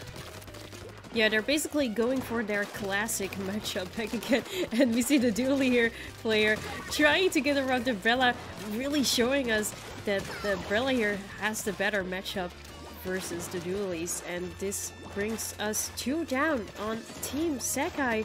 Gogoraise actually going for it and also already having a power clamp. But right as I was saying that, the Tetra Dualies just poof. Wow. I am there. I'm going to stop you, even though I was died. just going to say that was exactly the opening that Gogoraise wanted. They wanted to get those opening picks on the frontline core. They wanted to be able to set themselves up to abuse the long range they have, to abuse the ballpoint's mobility and range, the 10th Umbrella's shield, get up in that opposing half fight, but the Tetra Dually on the side of Sekai was just saying no. And once again, he's saying no yet again, potentially getting a double kill here, just moving left and right, but the Umbrella player, once again, showing his worth, able to pick him up and potentially get a pick on the Charger too, as he does, completely stopping the push that Sekai wanted to set up. And Gogoraise actually getting a wipe there. They're not really getting close enough to the basket yet. Oh, they're finally forming a power clamp. There's a neat path right there. Are they going for it? Yes. Yeah, they're just turning the shield for it, as they do get the score there. That was really smart. It was unfortunate that they so long that the 10th umbrella player died, but that does not matter because they were able to get so many picks out of this, and the 10th umbrella is right back there. He's back into the opposing spawn. Amazing pick on the 10th player. That was a really, really difficult shot he was able to actually get because of how much RNG the 10th umbrella actually has at max range, and they just keep on scoring. Amazing so far. Amazing holds, amazing push, and they're able to get it down to 20. It doesn't matter if they're 3 down, because that's going to be a really hard push for Sekai to actually take this one back. Yeah, that was absolutely amazing. Gogoraise constantly had Team Sekai down every time, which made them able to score freely. The rest of the team was able to get some clamps, just go back to the goal because everyone is dead again. And right now we're kind of seeing the same thing over again with 3 down, 4 down, a delayed wipe coming up from Gogoraise, and Umbrella player just being a little bit sneaky, but it's not working out very well. The Kenzo duo is there unfortunately getting picked off. Yeah, he has been playing it fantastically so far. It's just been phenomenal. He's been able to get every single pick that his team needs him to get, and even more, which has been opening up so much for Gogoraise, but unfortunately they just keep not having those power clams in time. They get the kills, they get the positions, but they don't have the power clams. They had one, but it finally gets picked off by the opposing Umbrella, as we see finally Sekai pushing up with a combination of Storm and 2 players. Will this be enough? No, as he dies to the sprinkler from the Umbrella. That must have been so embarrassing. What a great spot to put the sprinkler, though. It was able to put the pressure on the Umbrella player and actually get the kill. Yeah, that was a really 300 IQ sprinkler right there, as that has given enough time to Gogoraise to actually get back, hopefully, the positions they wanted. No, because we do see them going in 1 by 1. That is not what they want to be doing, and that's definitely not what they've been doing so far. That going 1 by 1 there has opened a huge door to Sekai, who are able to score, but they don't really have too many clams to actually abuse this and extend their lead even further. Yeah, as right now they only have 1 climb left. Gogoraise, their lead at the beginning was so strong that it's gonna be tough for Sekai to do this kind of thing again. As Gogoraise, if they stall long enough, they're able to take the game with just less than a minute left on the timer. Yeah, and we see Gogo trying to go for the pick of the umbrella, getting it. Very important pick here. And even if the 10th umbrella player is currently down, he's going to be able to get back into their half pipe as soon as he can. Potentially he can either have 2 plays here. He can either sneak up in the opposing half pipe, allowing the clamp to jump and get a free score, or help his team defend, as he actually does not do either of those, it seems, giving a free score for Sekai, who now actually have enough clamps to extend this lead even further, not actually get lead themselves. But maybe so with close, these, though. Are they going to get it? Well, they're probably going to get it. Let's see what ends up happening. Yes, they got the wipe on Gogoraise and taking the lead in the last few seconds. That was a huge mistake there coming in from the 10th umbrella player on the side of Gogoraise. Unfortunately, just not going for either play he really had as an option. Just standing on Plat, just opening it up so much. Gogo just defended that half pipe so efficiently for the entirety of that match, and seeing them just forget about it in the last 30 seconds, and that those 30 seconds of lack of attention being the one reason to is why they lost, must be a heartbreaker for them. Yeah, Gogoraise played so well in this match, and it was so fantastic to see. Gogoraise wasn't able to advance in the previous days, not able to go through the single elimination like I was saying, but they're showing us their worth though, and they got so close. That was just disappointing, actually. They must be pretty salty, but maybe they can turn it around. We've seen Sekai being so strong in the previous matches as well, even against Sterkindren, even though they adapted so well. Definitely, Ways again. But as you were mentioning, Gogo might just be slightly salty after this. Definitely pissed about the small throw just snowballing into a huge loss. Because we got to keep in mind that despite this being the loser final, it still is just the best of 3. So Sekai is just 1 win away from getting back up into the winner's side, or at least for the grand finals, to say hello to their kindred once again.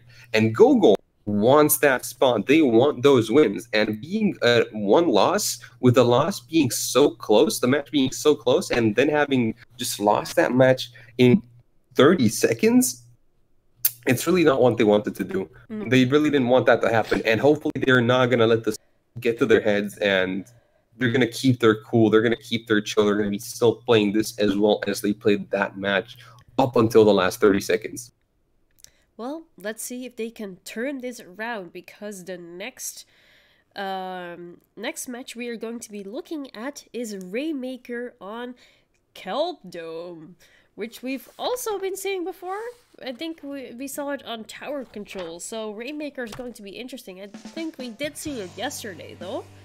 Yeah, I'm pretty sure we did, yes. And I think, was it Gogoraise we saw yesterday on Rainmaker with that fantastic push? Yes, definitely, at the end, which made it so close. I think Gogoraise was the one who made this insane push in the beginning, which got them so close, and at the end, I think it was Ink Rocket that made the final push, but it was just barely they...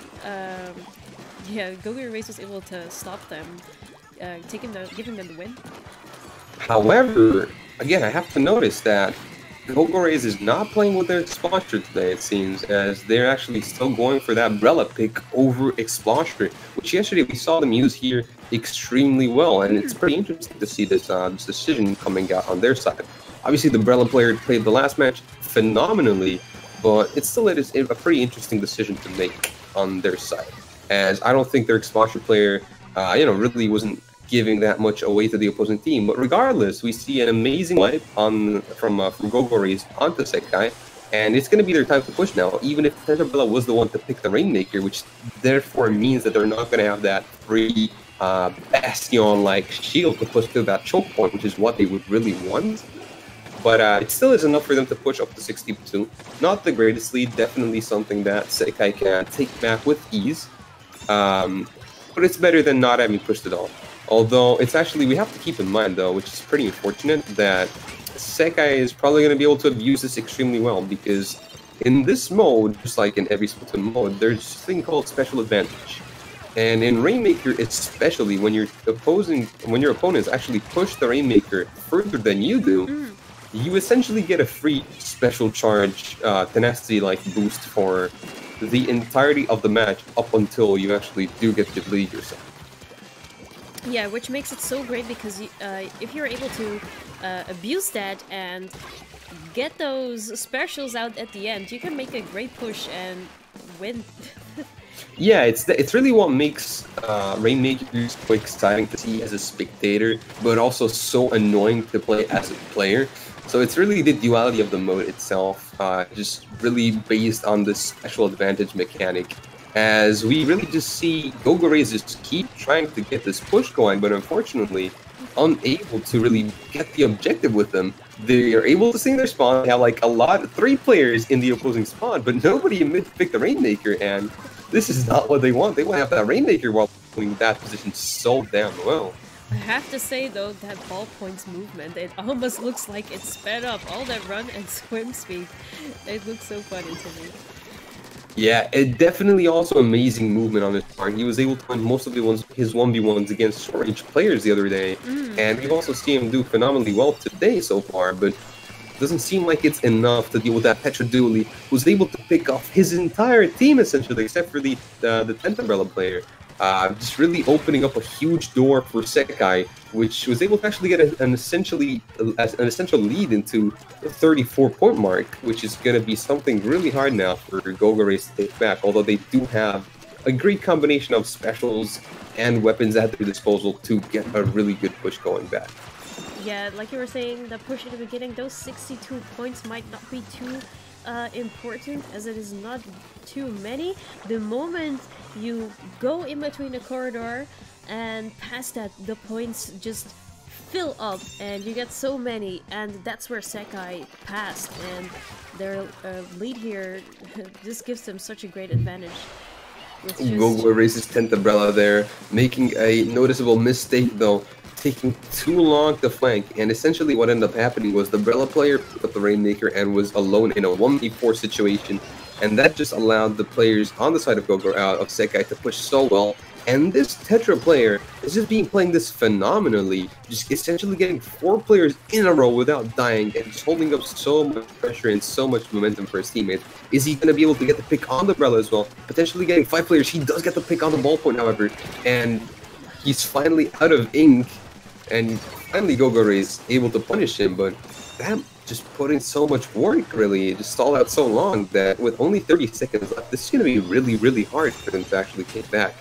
Yeah, all Team Sekai has to do is stop Gogoraise at that small choke point, which they're currently doing a very good job at. Even though they are currently 3 down on Team Sekai, they have to act so fast. They're going for it right now. They have to rush. Just a few seconds left, probably going into overtime. They need to work so well together, otherwise it's going to be over. They do have a nice path to swim in, though. Unfortunately, 2 players are down, and they're going to be pushed way too hard here, and yeah, that's going to be game. Unfortunately, going up a bit too far without making sure that the Rainmaker would get a free, clean path, and making sure that nobody would be able to push him from behind as the Brella was able to sneak through. And we're going to be seeing Sekai back against their Kindern for a rematch, and outstanding. Just really, there's nothing to say other than outstanding for Mashi's performance right there with the Tetra Dualies. 24 KA, really just a dominant performance. One of the main reasons, clearly, that Sekai was able to play so well and do so well on that specific map. So congratulations to Sekai advancing out of the losers bracket, going for their rematch against Sterkinderen yet again. And we've seen last time how close that was. Both teams had a 2-2.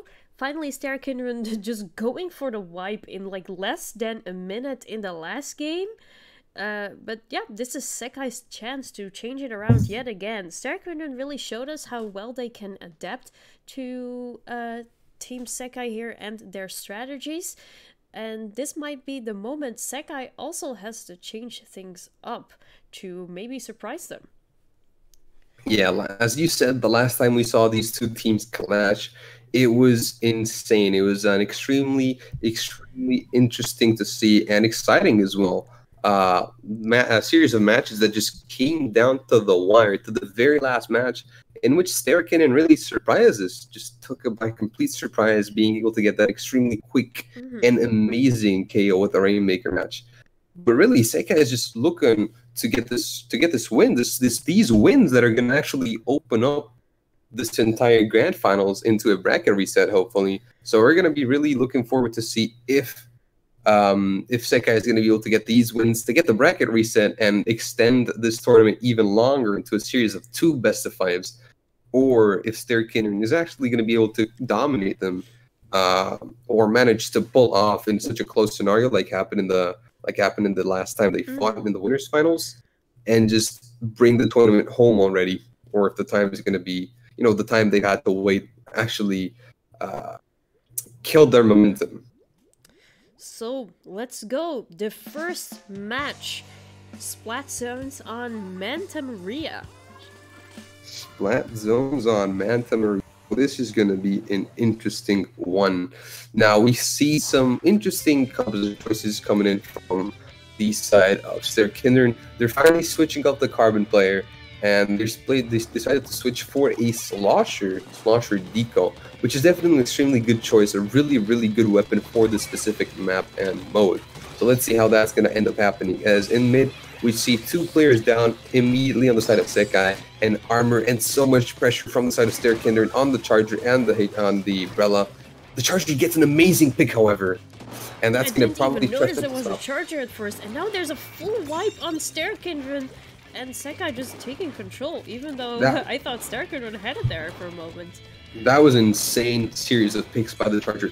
The pick on the opposing Charger too was absolutely insane, and now he's set up in such an aggressive position, really, abusing the fact that he's just been running a lot of quick respawn on the Charger, which is something that you don't really see many Charger players do at all.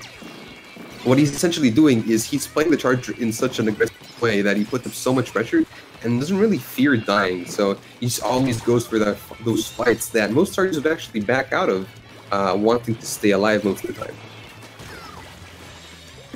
And that was unfortunate. We saw the roller, the dually player just rolling into the shot, getting picked off.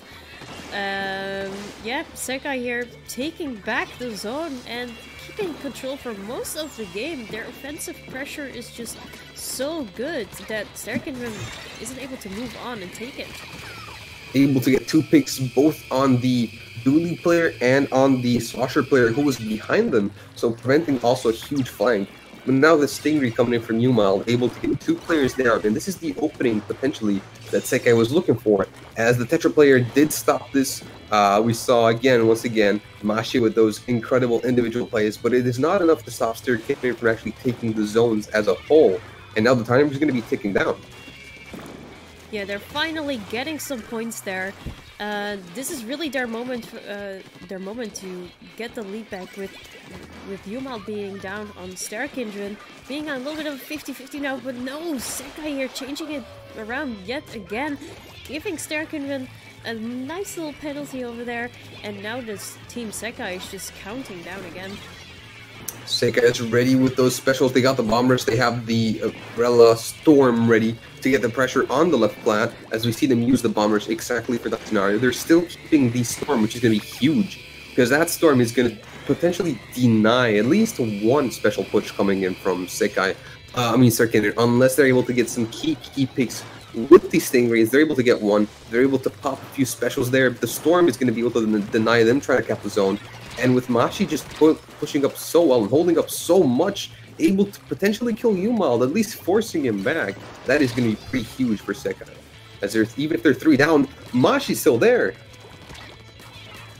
Showing us that he is such a good dually player, like getting some picks on, even though there were 3 down on his team. He didn't live long enough, unfortunately, and Sterkindren is able to make a little bit of a comeback with their counter being their penalty being removed from their counter, and this is their time to shine. With Sekai already being so close, it's just going back and forth. The Stingray coming out 2 down on both sides at the moment, and getting such an important pick on the zone.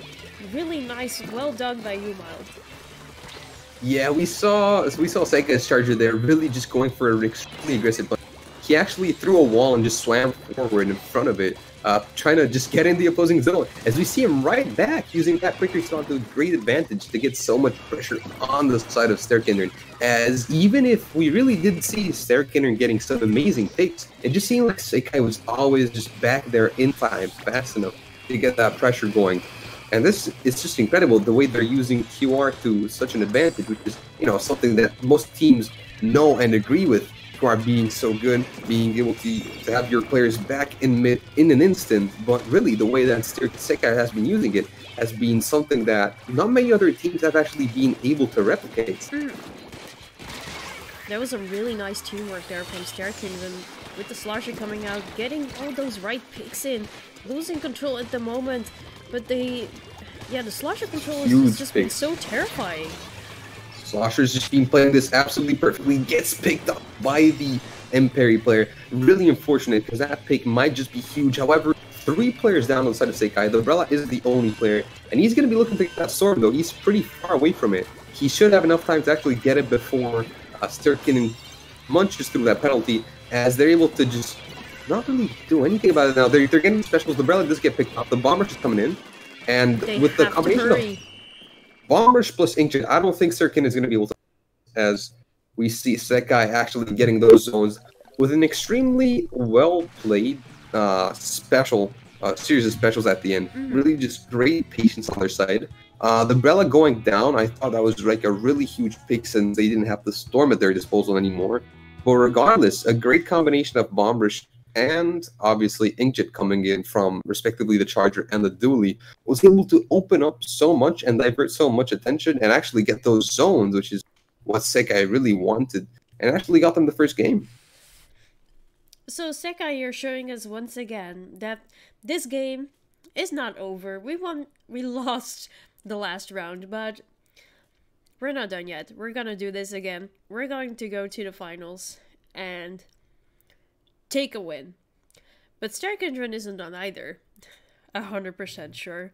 So let's see if Sekai can actually make it out of this and take the win.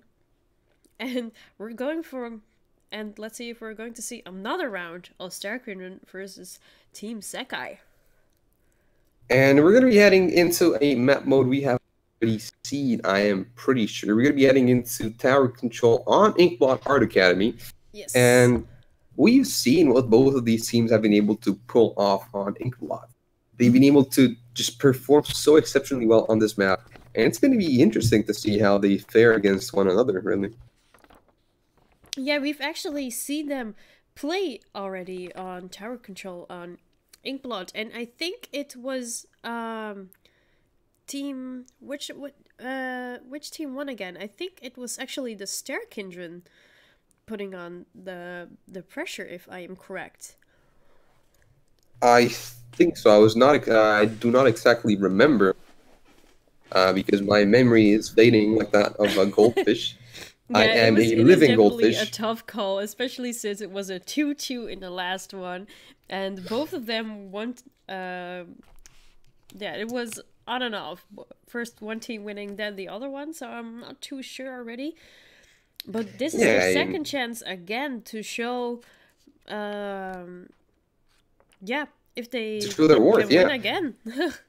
And Sekai is definitely enjoying that first win they just got. Because with the momentum they had from winning the previous set against Gogoraise in a 2-0 fashion, they really want to keep this going.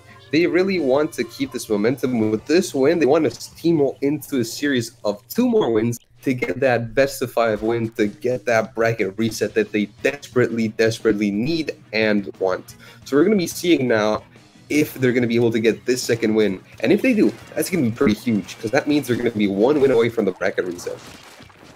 And one thing we're seeing right again is the carbon roller coming in from Starkindred, completely getting crushed right at the beginning by the Brella player, using his shield so well to protect himself and just completely slaughtering. They're just going for the opening shot right now. We see the Stingray coming out on both sides, actually getting 3 down on Team Sekai, but they're getting a nice lead right at the beginning.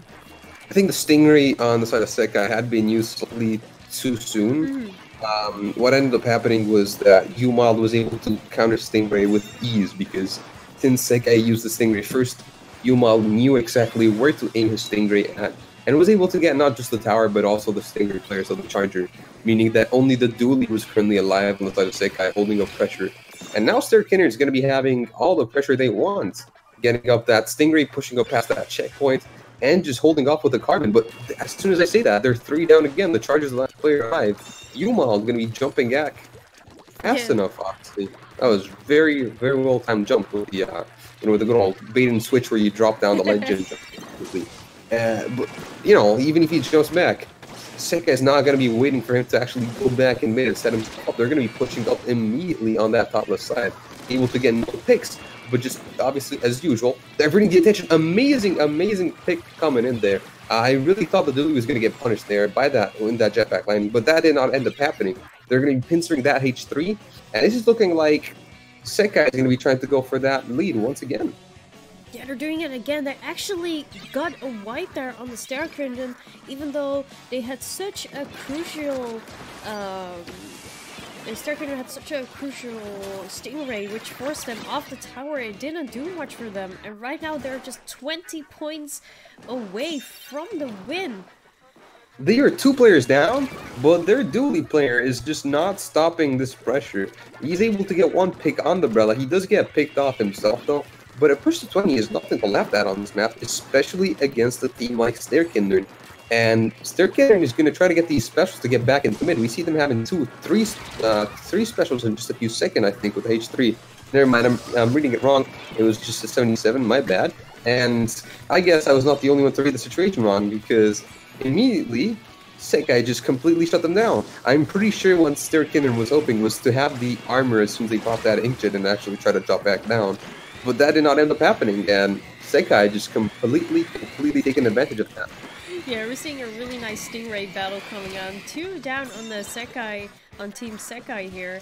The Stingray both didn't do much. I think they provided a distraction for each other right there. Yeah. Oh, insane pick by the Charger on the side of Sekai. Really insane pick. Because that's going to open up the door for Sekai to get another push going right here. They do not have Stingray, but neither does their Kindern really. And with the pressure that they have going, the way they're set up, it's looking like they're going to be extending this push past the 20-point marker with the H3 going down on side of Stairkindern. 2 players down on Stairkindern. And that's looking like they're going to get this into the 10-point marker. Yeah, and it seems they're really going for the win. They're constantly having so many down on the Stairkindern. Currently 2 down on Team Sekai. Finally, Stairkindern making, stopping them. But they were so close to the win, and with just 1 minute left, can they do this? They don't see the jump. They don't see the jump. They're going to have a player right behind them. As we see right there, the Tetra player. We see Mushi right behind the Charger. Not able to get the pick on Yuma. He gets killed by the roller, but what this means is, essentially, Stairkindern didn't have the time to paint mid immediately. And if they don't have time to paint mid immediately, it means, guess who's back? As we see right there, Sekai's right behind them already, getting 1 pick. Does get picked off, but 2 players are down already on the side of Stairkindern, and once again. Again, 3 down, with there's a few seconds left, less than half a minute. It really seems like Team Sekai here has the advantage and that they're going to take this. They're constantly putting the pressure on Stairkindern there. You can see them taking down, being in their base, just being annoying. Stairkindern does not have the chance to do anything at all. It's just amazing to see how fast Sekai is constantly in Stairkindern's base. We just constantly see the same thing happening in this match. All we saw was just Stairkindern defending a push, being able to get something like a wipe going, or at least 3 down, and not able to get the mid. They try to reach the tower, but the moment they try to get the tower, we just see Sekai just right back there getting the kills and then back into their spawn. And, the KAs we saw there coming in from Sekai's 2 dualies were just out of this world once again. Just incredible slaying so far coming in from both of them. And they're definitely riding this momentum. 2-0? Yeah, they're going to go for this 3rd win in a row. They want this record reset more than anybody else does. And they're really fighting for it. And right now, we are going to be looking at Clam Blitz on Mako Mart, which is an all-time favorite. And as we saw last time, Team Sekai versus Gogoraise. Gogoraise taking the lead in the beginning, but Team Sekai being able to adapt so well and just changing it around in like the last minute or so. However, I think from what we've seen from Sekai, I don't know. How many times have we seen him play Clam Blitz, actually? I'm not sure, actually. I think it might have been just once. In their best of 5 previous one, in the semi-finals, we didn't see any Clam Blitz at all. So this is going to be their 2nd time, as we only saw them play Clam Blitz against Gogoraise. Okay, yeah. That's going to be pretty interesting then to see how they end up playing this mode, which we've seen, completely turn the momentum around for teams. Because if you really don't know where the clams are respawning, at that point, you really are in a pickle. Because you might just be getting those pushes, you might be opening it up, you might be getting those kills you really need. But if you don't have the objective at your disposal, if you don't have those 10 clams to get that big power clam to score, there's no way you're going to be able to do anything in this mode. And it's really a stop even for the best teams at times, where they just might get that coordination to get those kills to push out to be in the positions, but, they forget the clams and they can't do anything about that, really. So let's see what they're going to do. I'm curious if the Stairkindern are going to bring their carbon roller again. It might not be the best idea, but I feel like on Mako Mart, The carbon roller can move around quite well, actually. I think on Makomar, the carbon roller is definitely a really strong weapon. Carbon roller is a map that really enjoys those very clustered and close and very edgy maps. And you know, Makomar is exactly that. There's a lot of corners where you can just sit below the plat, sit below the different blocks on the different sides, and just shark their weights, move around, help with the burst bombs. And I think it's definitely going to be a really strong choice from them. And we're going to see Mauricio, I feel, putting in a lot of work against them. But just as like we were talking about it, they actually they do have the carbon roller, but what we are seeing right now, they dropped the Emperor and they're actually playing the Slosher, which I feel is also a really strong pick. Generally, just for Clam Blitz, you know, the Baller just works absolutely fantastic. We also see the Kensa Charger actually coming out with Baller. Baller just seems so strong on Clam Blitz. Yeah, Baller essentially on Clam Blitz, if you're able to play this correctly, it just gives your team a free score. But then again, when you're playing against teams at this kind of level, they know what to expect with Ballers most of the time. And they're going to be able to stop those Ballers, pop you before you can even get close, and prevent you from doing anything with them. As we see it right here, they're actually distracting the Baller, and Sekai is just going with that Baller without really having Nora players alive, really. So that was just a huge misplay, I feel. And I also think I need to point out, again, as you said, they're actually using the Kensa Dually and the Kensa Charger, meaning that they have two Ballers, no Stingray, no Inkjet, and really just no Bombers.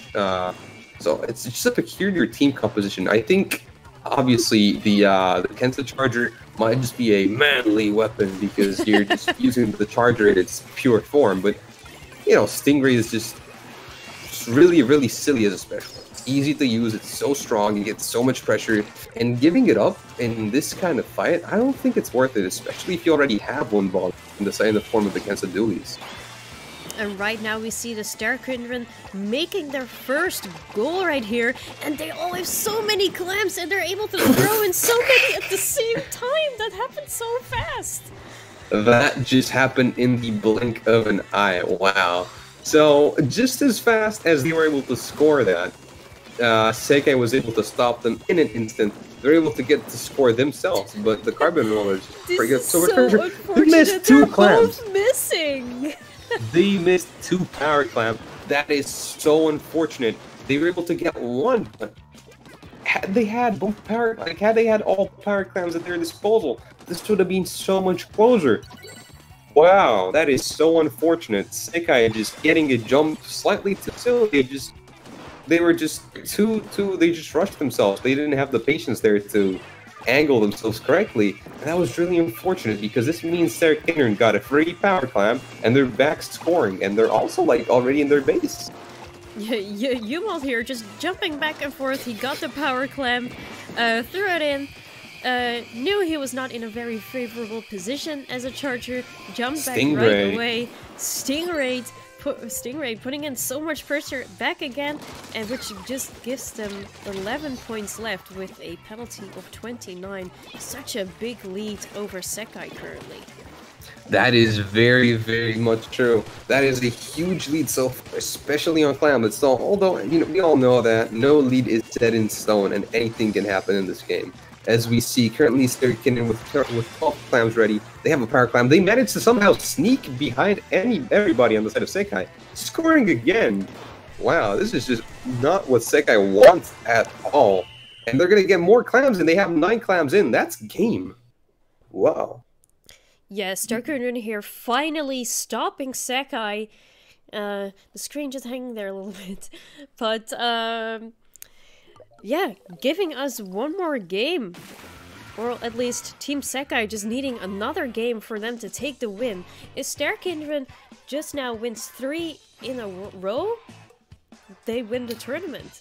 But I don't think Team Sekai is quite ready to agree with that yet. Definitely.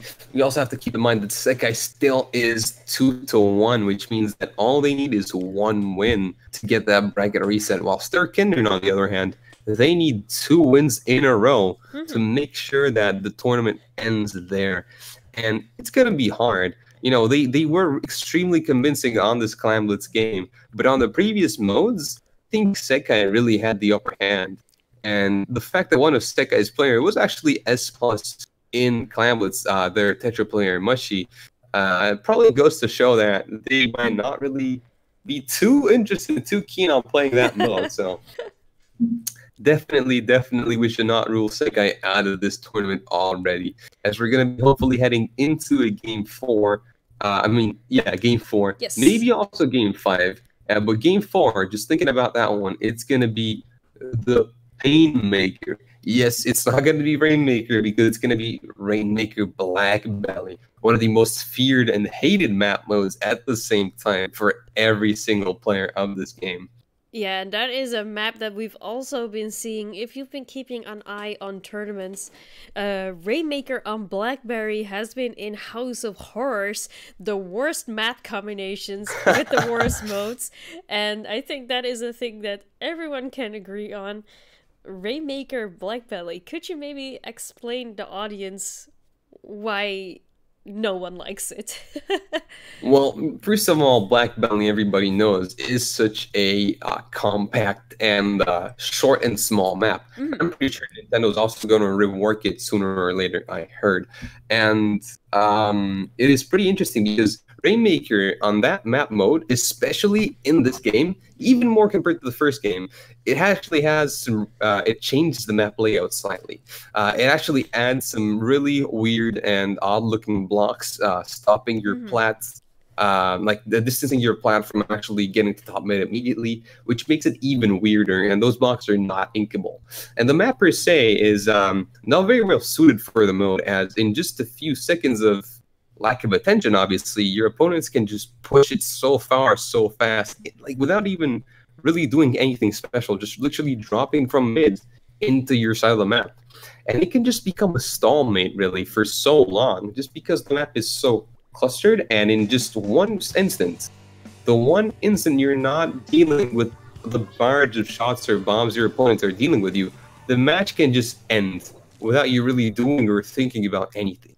So it's not a map mode everybody likes at all, just because of how often just unfun it is to play because of how it actually ends up working and playing out throughout the match. And we actually see the scary fish mask coming out yet again from Team Sekai. And as you were saying, these blocks feel so out of place in this map. It is supposed to be a skate park, and you know, you don't really want to skate right into those ramps. Oh, definitely. If you were to skate into those ramps, you'd get hurt very, very bad. And that's definitely not what you want to do if you were a skater right there. As we see, also pretty interesting pick here on the side of Sarkin being the machine, which is something that we haven't seen them use at all throughout the entirety of this tournament. But it definitely makes a lot of sense compared to their previous Slosher pick, since Slosher is not that good compared to the machine on this map mode. As we just see Sekai just getting ready to push that Rainmaker, and again, that choke point is just so annoying, because if you're able to get your enemies distracted, you get so many free points just by passing there. But if nobody is distracted, if they're just in the right position, then it's just close to impossible to actually pass if it's actually inked. Yeah, and this is one of those maps which can be over in a blink of an eye the moment you're past these ramps. Yeah, getting it out of there as well is so important. We see a pretty interesting also thing coming in from the machine. He's actually playing a Fizzy Bomb spam variant, kind of reminiscent of what we saw yesterday from the Luna Blaster on the side of Gogoraise. But as I was talking about, look at that. Just look at what happened. It is over in a blink of an eye. The 1 second Kindred was not looking at that choke point. Sekai just ran it. They just had the slightest, like the smallest ink trail possible, and they just were able to just completely knock out in an instant. That's just how Black Belly Rainmaker works. And there's no wonder they used to call it the Painmaker. The Painmaker. But now we're going to be heading into a bracket reset, which is going to make things even more exciting. And I think Sekai just still has the upper hand so far, because even if they were knocked into the loser bracket in the first place, the amount of momentum they have so far again is just so much that I think it's going to be hard for Sterkinen to stop them. Yeah, both out of these best of 5 games, both the Sterkindren and Team Sekai have both won equally. Team Sekai are actually taking most of the wins with a 3-2-1 in the last round, which definitely gives them the upper hand to me. They must feel so great right now. Their morale is good. Exactly. Yeah, they're definitely feeling it. And Sterkindren also is definitely feeling the pressure right now. They have to step it up if they want to win this tournament. These are the finals, and the winner... the best of the best are going to win and going to the Platinum Cup. Yeah, in Germany, and that's a huge trip, you know? It's a huge prize to be winning. It's just going to be something amazing, obviously. Getting to fly all the way to Europe, which I guess it's not something that a lot of people from Japan have had the opportunity and the possibility of actually have this great experience because of how expensive flights may be for them. And, getting to fly there, have fun, play Splatoon, meet people from all over the world or just Europe, it's just going to be such a great event. And, both of these teams really want to fight this one to get this, the great opportunity to go to this event. So there we go, the last matches. The first one we are going to be looking at is Tower Control on Schellendorf Institute, which is also a map and a mode that not everyone is very favorable of. Yeah, at least it's not Clam. Yeah, at least it's not Clam. I personally think that Clamblitz on Schellendorf is the worst map mode in the entire game. Not everyone agrees, but I personally think it's literally the worst. But Tower Control is still not a fan favorite by any means, but it is definitely better than that one. And, this seems like it's a fan favorite from Sekai, though, because they are just able to get so fast onto the opposing plat. And because the way this map plays out most of the times is just going to be a challenge between the two teams of who can get to the opposing glass fastest. And whenever you control the enemy glass, it means that the opposing backliner is going to be forced into unadvantageous positions. And if you can get that going, it means that you're going to be probably getting that lead very quickly and very fast. And, that's definitely what Sekai has been able to do so far. They have complete control of the enemy glass. They unfortunately do get flanked. The one instant they weren't exactly watching it, but they still are pushing this past the 42-point marker. They're getting it past that huge checkpoints. Everyone is just constantly jumping on the tower. Team Sterkindren here getting the right picks, but since everyone is just respawning and jumping back so fast, they're able to get such a big lead over the Sterkindren right now. They were able to put on so much pressure. Sterkindren here finally able to get the tower out of their zone, trying to make a comeback. Yeah, push to 16 is just ridiculous on this map mode. Getting it past the checkpoint on around about the 40-point mark is insanely difficult. And to be able to do that, you really need to just control the enemy glass exceptionally well. And that's what Sekai has been doing for the entirety of the match. And so I really just fear that Sterkinen will not be able to actually come back from this kind of a lead at all throughout this match.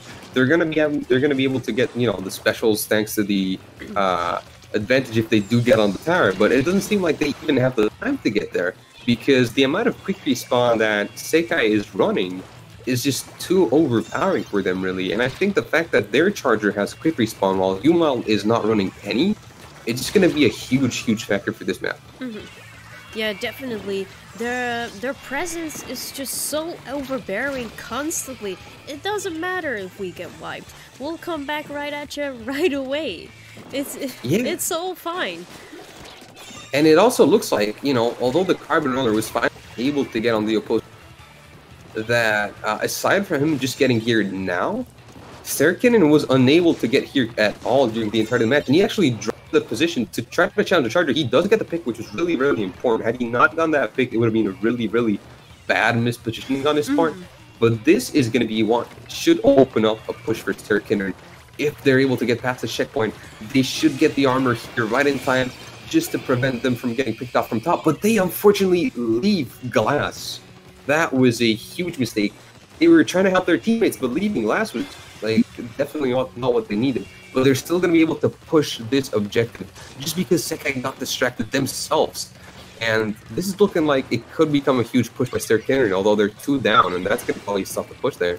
Yeah, Sterkinner there got so close, but Team Sekai able to stop them just in time, getting all the right picks, and now Sterkinner has to put in a lot of work again to make it at that point, with just a minute left on the timer. Currently 2 down on Sekai. Sterkinner taking the tower yet again. They have to pull off something like that just again to get this win out of there. They're using an Inkstorm and a Stingray also coming out to give the other Stingray user kind of a distraction. Yeah, it's a great counter Stingray coming in from you, Mal. But unfortunately, we see Sekai's Charger winning that Stingray battle, which was extremely important. He might have not stopped the tower with that, but definitely being able to pick the other Charger in a Stingray duel is so important. Although, right now, the tables have turned again in such an extremely quick fashion. We see again Sterkinner having 4 players up, the only player on glass for Sekai being the Brella. And great pick, and this could just be what Sterkinner was looking for. And I think they might be taking this as Sterkinner got a wipe, and in the last couple of seconds, they absolutely take it. Yeah, this has just been really back and forth so far. It's just been as soon as Sterkinner was able to get control onto the opposing glass for the first time, it just looked like Sekai didn't really know what to do at that point. They just kept just getting picked off extremely easily by the combination of the Carbon Roller and the H3. As we see Yuma bottom frag, we see both Chargers actually bottom frag there, which is something that I wouldn't really have expected. But it goes to show how much that top pressure had actually been put up by the frontline cores from both teams, really. Because we saw Sekai get the glass immediately, and then Sterkinner do the same exact thing at the very end of the game. And it was that presence on glass that forced those Chargers into horrible positions, that forced them to just use Stingrays that didn't really convert into many kills, unfortunately. And that's what led both teams to get such huge pushes throughout the entire match. Yeah, and right now, it might not be Piranha Pit Sunday, but it is definitely Inkblood's Art Academy Sunday, because the next match is going to be Rainmaker on Inkblood Art Academy, of course. And Team Sekai constantly has been showing us that they are the stronger Rainmaker team. So are they going to bring this to a 1-1 or not? Well, let's see. This is really going to be an interesting series of matches coming up, as we're going to be playing Inkblot, since today is obviously Inkblot Sunday as well. Yeah, Inkblot, we've been seeing it so much. These teams have faced each other so many times on this map and mode. Really, not really this mode, but this map is being played a lot. So we definitely know what to expect from these teams. These players are going to go pushing really hard. They won't wait an instant. No seconds will be wasted. And they're just going to go on the any plat as soon as they can. Especially Sekai, we've just seen their dually player putting so much work when we saw them play against Sterkinner. Just in the first part of the grand finals on the tower control mode. He was just able to play so exceptionally well, and we're going to be, definitely curious to see whether he's going to be able to keep up that momentum, keep up that slaying, or if Sterkinner knows what to expect and they're going to be able to stop them this time. Yeah, with the last match just going so back and forth, it can go either way. Let's see what both teams will be bringing to the table. As we see both teams sticking with the comps that they've been sticking throughout for the most of close to the entirety of this tournament. Again, the extremely interesting pick of the Carbon coming from Norisho, who decides to go for an interesting opening flank. Not getting the Charger. Wow, insane reaction times right there from Sekai's Charger. Had he not punished Norisho immediately, that would have been a 2-down situation at the very start of the game, which is definitely not what Sekai wanted. But regardless of that, pick or not, there were 3 down on the side of Sekai. Yeah, we see Team Sekai getting a little bit of a lead there, but I don't think it is going to matter much. There were not many points. As there were 3 down on Team Sekai, as you can see, they are just already back in the game. And they're going for it right again. Sekai is not wasting time. They did not pick the Rainmaker there, but they're going to be able to put so much pressure on the charger. They get the pick on Umald, which is going to be huge. Unfortunately, the Carbon Roller and Rishton is not able to, stop that as fast as he can, but he's actually able to get back into mid with the Rainmaker, assisting him, waiting for the jump. He sees the jump right there, fails to catch him off guard, as that means that, Stairkin is going to try to push this, but Sekai is still going to be right behind them. We see the Carbon Roller here using his bomb bridge, trying to get people out of the base, putting on a lot of pressure here, trying to get most of the map control as well, going for the flank actually, but being stopped by Sekai's charger. Tap-shotting. Just tap-shotting, yeah, the Carbon Roller there already had too much damage. Yeah, definitely we saw the, we just keep seeing some amazing plays and amazing reflexes from on the side of Sekai. And again, trying to go for that specific angle that we've seen him go so many times and get so many picks on the enemy chargers without really having the other player expect it at all. And with the Stingray coming from Umald though, we really see the interesting decision coming in from Sekai to go with the Firefin over the Stingray version. Because this is going to open up a huge door for Sterkinder with that huge series of picks that the Stingray allowed them to get.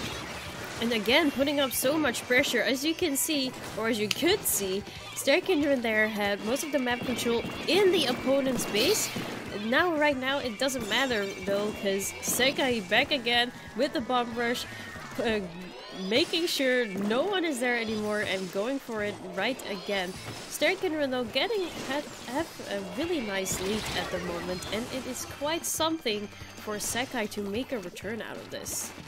Norisho goes down, but unfortunately the 2v1 presence coming in from both the Dually and Norisho was too much for Sekai right there. They do get a great pick on the Dually, trying to jump back, as that's going to mean that his jetpack is going to be delayed by quite a bit, as he's back to 47% of his special. But having the Stingray and the armor means that this push is going to get stopped no matter what, as the special advantage is definitely going to be working in the favor of Sekai, but not having a Stingray means a lot in this kind of mode matchup, because without the Stingray, they really just lack some sort of way to punish Umald. Whenever he Stingrays, like we see him do right here, the only way would be getting a crazy inkjet shot, but that's not happening, as we just see the combination of Umald and Norisho just completely shutting them down. Yeah, such a great Stingray coming out from Umald, and actually getting a wipe on Team Sekai, then being back again because of their crazy quick respawn time.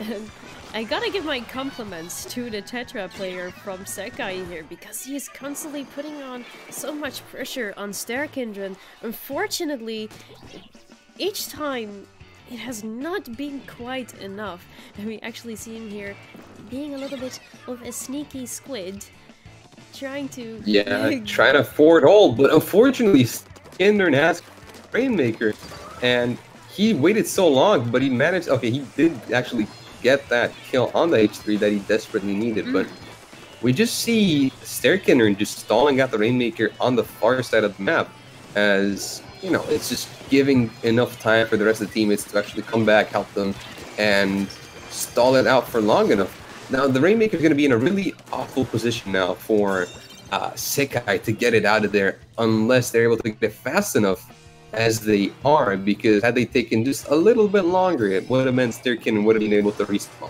Yeah, but they only have they had 17 a nice seconds. Path, but 17 seconds with the Stingray! Again, the Stingray, and just a charger left on Team Sekai. They lost it, and just a few seconds left. They have to pop it right now, or it's over. And it's over. And it is over. Wow. Okay, so definitely, very well played on the side of Sterkinder. Though I do clearly think that they had an advantage from the very beginning of this match. from before the match, actually. It was from the weapon selection screen, because they decided to choose the charger with the Stingray, and for some reason, Sekai opted to go for the Fire Fin, which, you know, not having the Stingray really, really backfired, because they might have just slightly nerfed how much time the charger needs for Stingray, but they didn't really nerf it that much, nor did they actually nerf Stingray per se.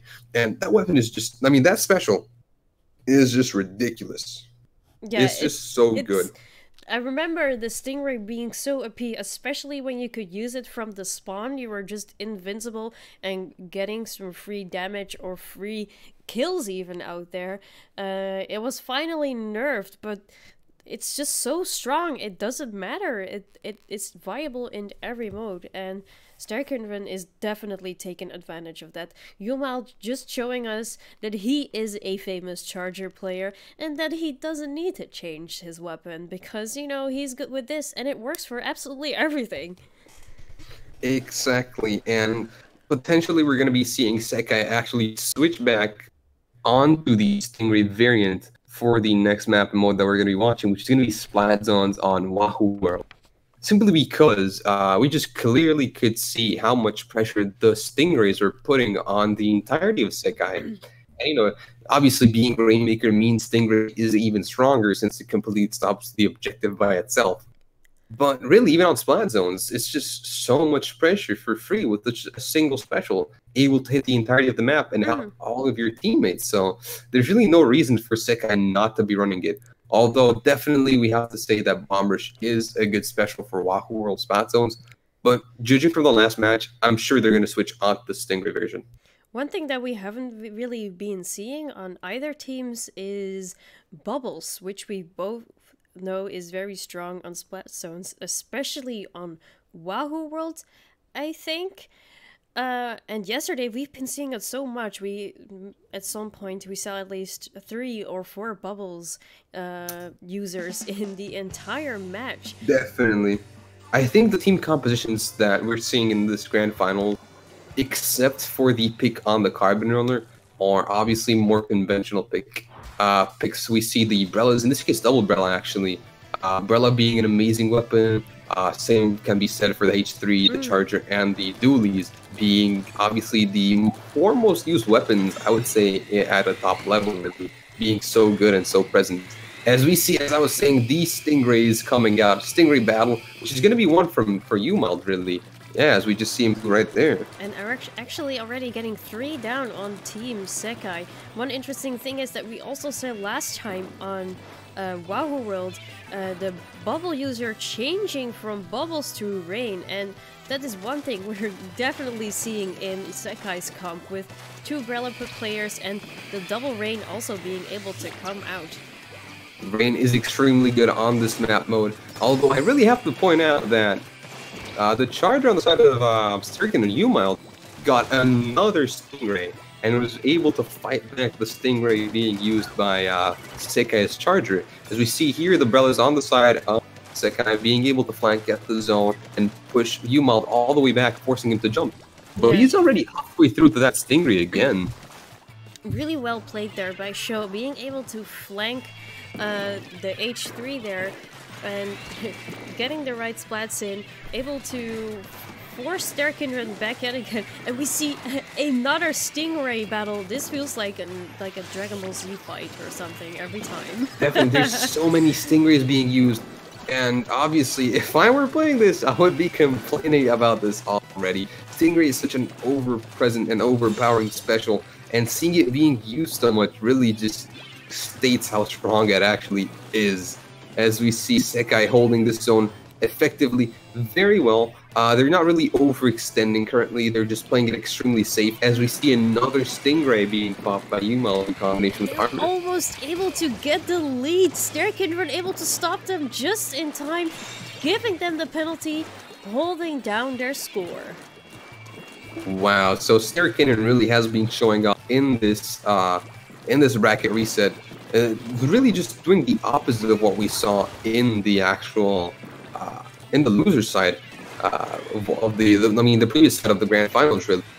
we thought Sekai really had this in their hands, but right now, just Sirkin really showing us the opposite. And I think a lot of it has to do so far with how UMOD has actually been playing it recently.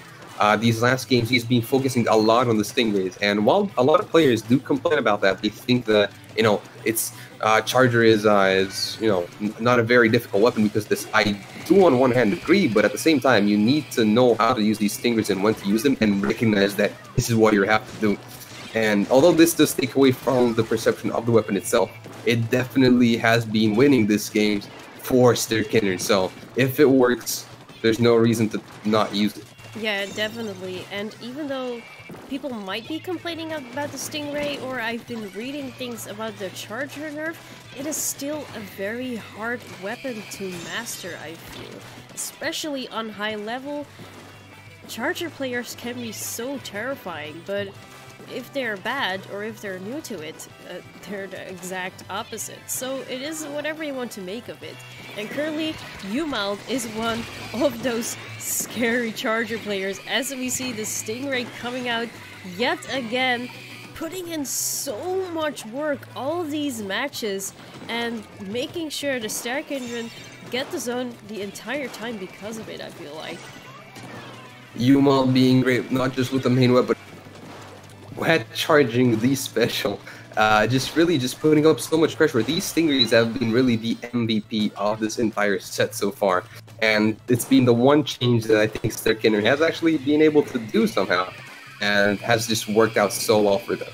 Sekai's comp actually switching out from that Tetra duel. He has been losing though that insane amount of pressure they've had all the previous games. Although they do have some insane perfect potential, as they are able to get the lead here, which is absolutely fantastic.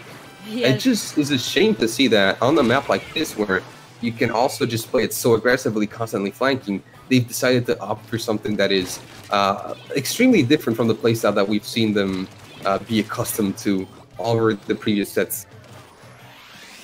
Yeah, and Team Sekai here must be yelling right now because of their lead in the last couple seconds, and with just 10 seconds left, and Terkinon actually taking it back. Right now their penalty already down, and they got a complete wipe at the end on Team Sekai. And no ratio coming huge. No ratio coming huge right there. And once again, another Stingray from Umel. I am sure Nintendo is going to be nerfing the Stingrays in the next patch. Or at least, I truly hope at least they're going to be nerfing how much the Charger paints with a single shot. Because I'm going to see these stats, but I am pretty certain they're going to have something around 8 Stingrays. That is insane. You are correct. That is just insane. That is just ridiculous. Really, Stingray is being the real MVP of this set and of this match in particular. But regardless, amazing performance coming by Stirkin as a whole, able to completely work on their flaws and completely turn every single weak spot they had against in the previous matches against Sekai into a positive, and 3-0 them after a very convincing losers run from Sekai themselves. Yeah, we ourselves thought Team Sekai had the absolute advantage over Starkinren since the last game. They must have had such a high morale after working their way up from the losers bracket, getting a tiebreaker, getting their bracket reset, just getting everything right. But at the end, the Starkinren just completely showing us, no, we're in the winners and we're staying in the winners. Yeah, so big round of applause to Starkindern, the original day one winners, confirming their spot as the real winners of the entirety of this tournament. Really, really well played by them. Bravo. And it's going to be great to see them perform in Germany. I'm really looking forward to that. But regardless, also a big round of applause to all the other teams, especially Sekai so far getting the bracket reset. Absolutely amazing. But congratulations to all these teams for having played so well and giving us such great matches to spectate and commentate. Yes, thank you so much yet again. We're going to see you all at the Rising Squid LAN. We'll both be there on 2 days. I hope everyone can join. If you haven't yet and you really want to play, don't forget to sign up. Yeah, make sure to sign up, and if you want to play, I think the spectator tickets have all been sold, so that is pretty unfortunate. But obviously, you can still support the land by donating and getting some merch, because that's always cool, and that's always very much appreciated. Anyways, thank you guys so much. Again, congratulations to the Star Children. The Star Kids. You Definitely guys the were the stars stars the kids of the stars. tournament. Indeed. And Indeed. yeah, we'll see you all soon. Yep, thank you for watching. Have a nice Sunday night.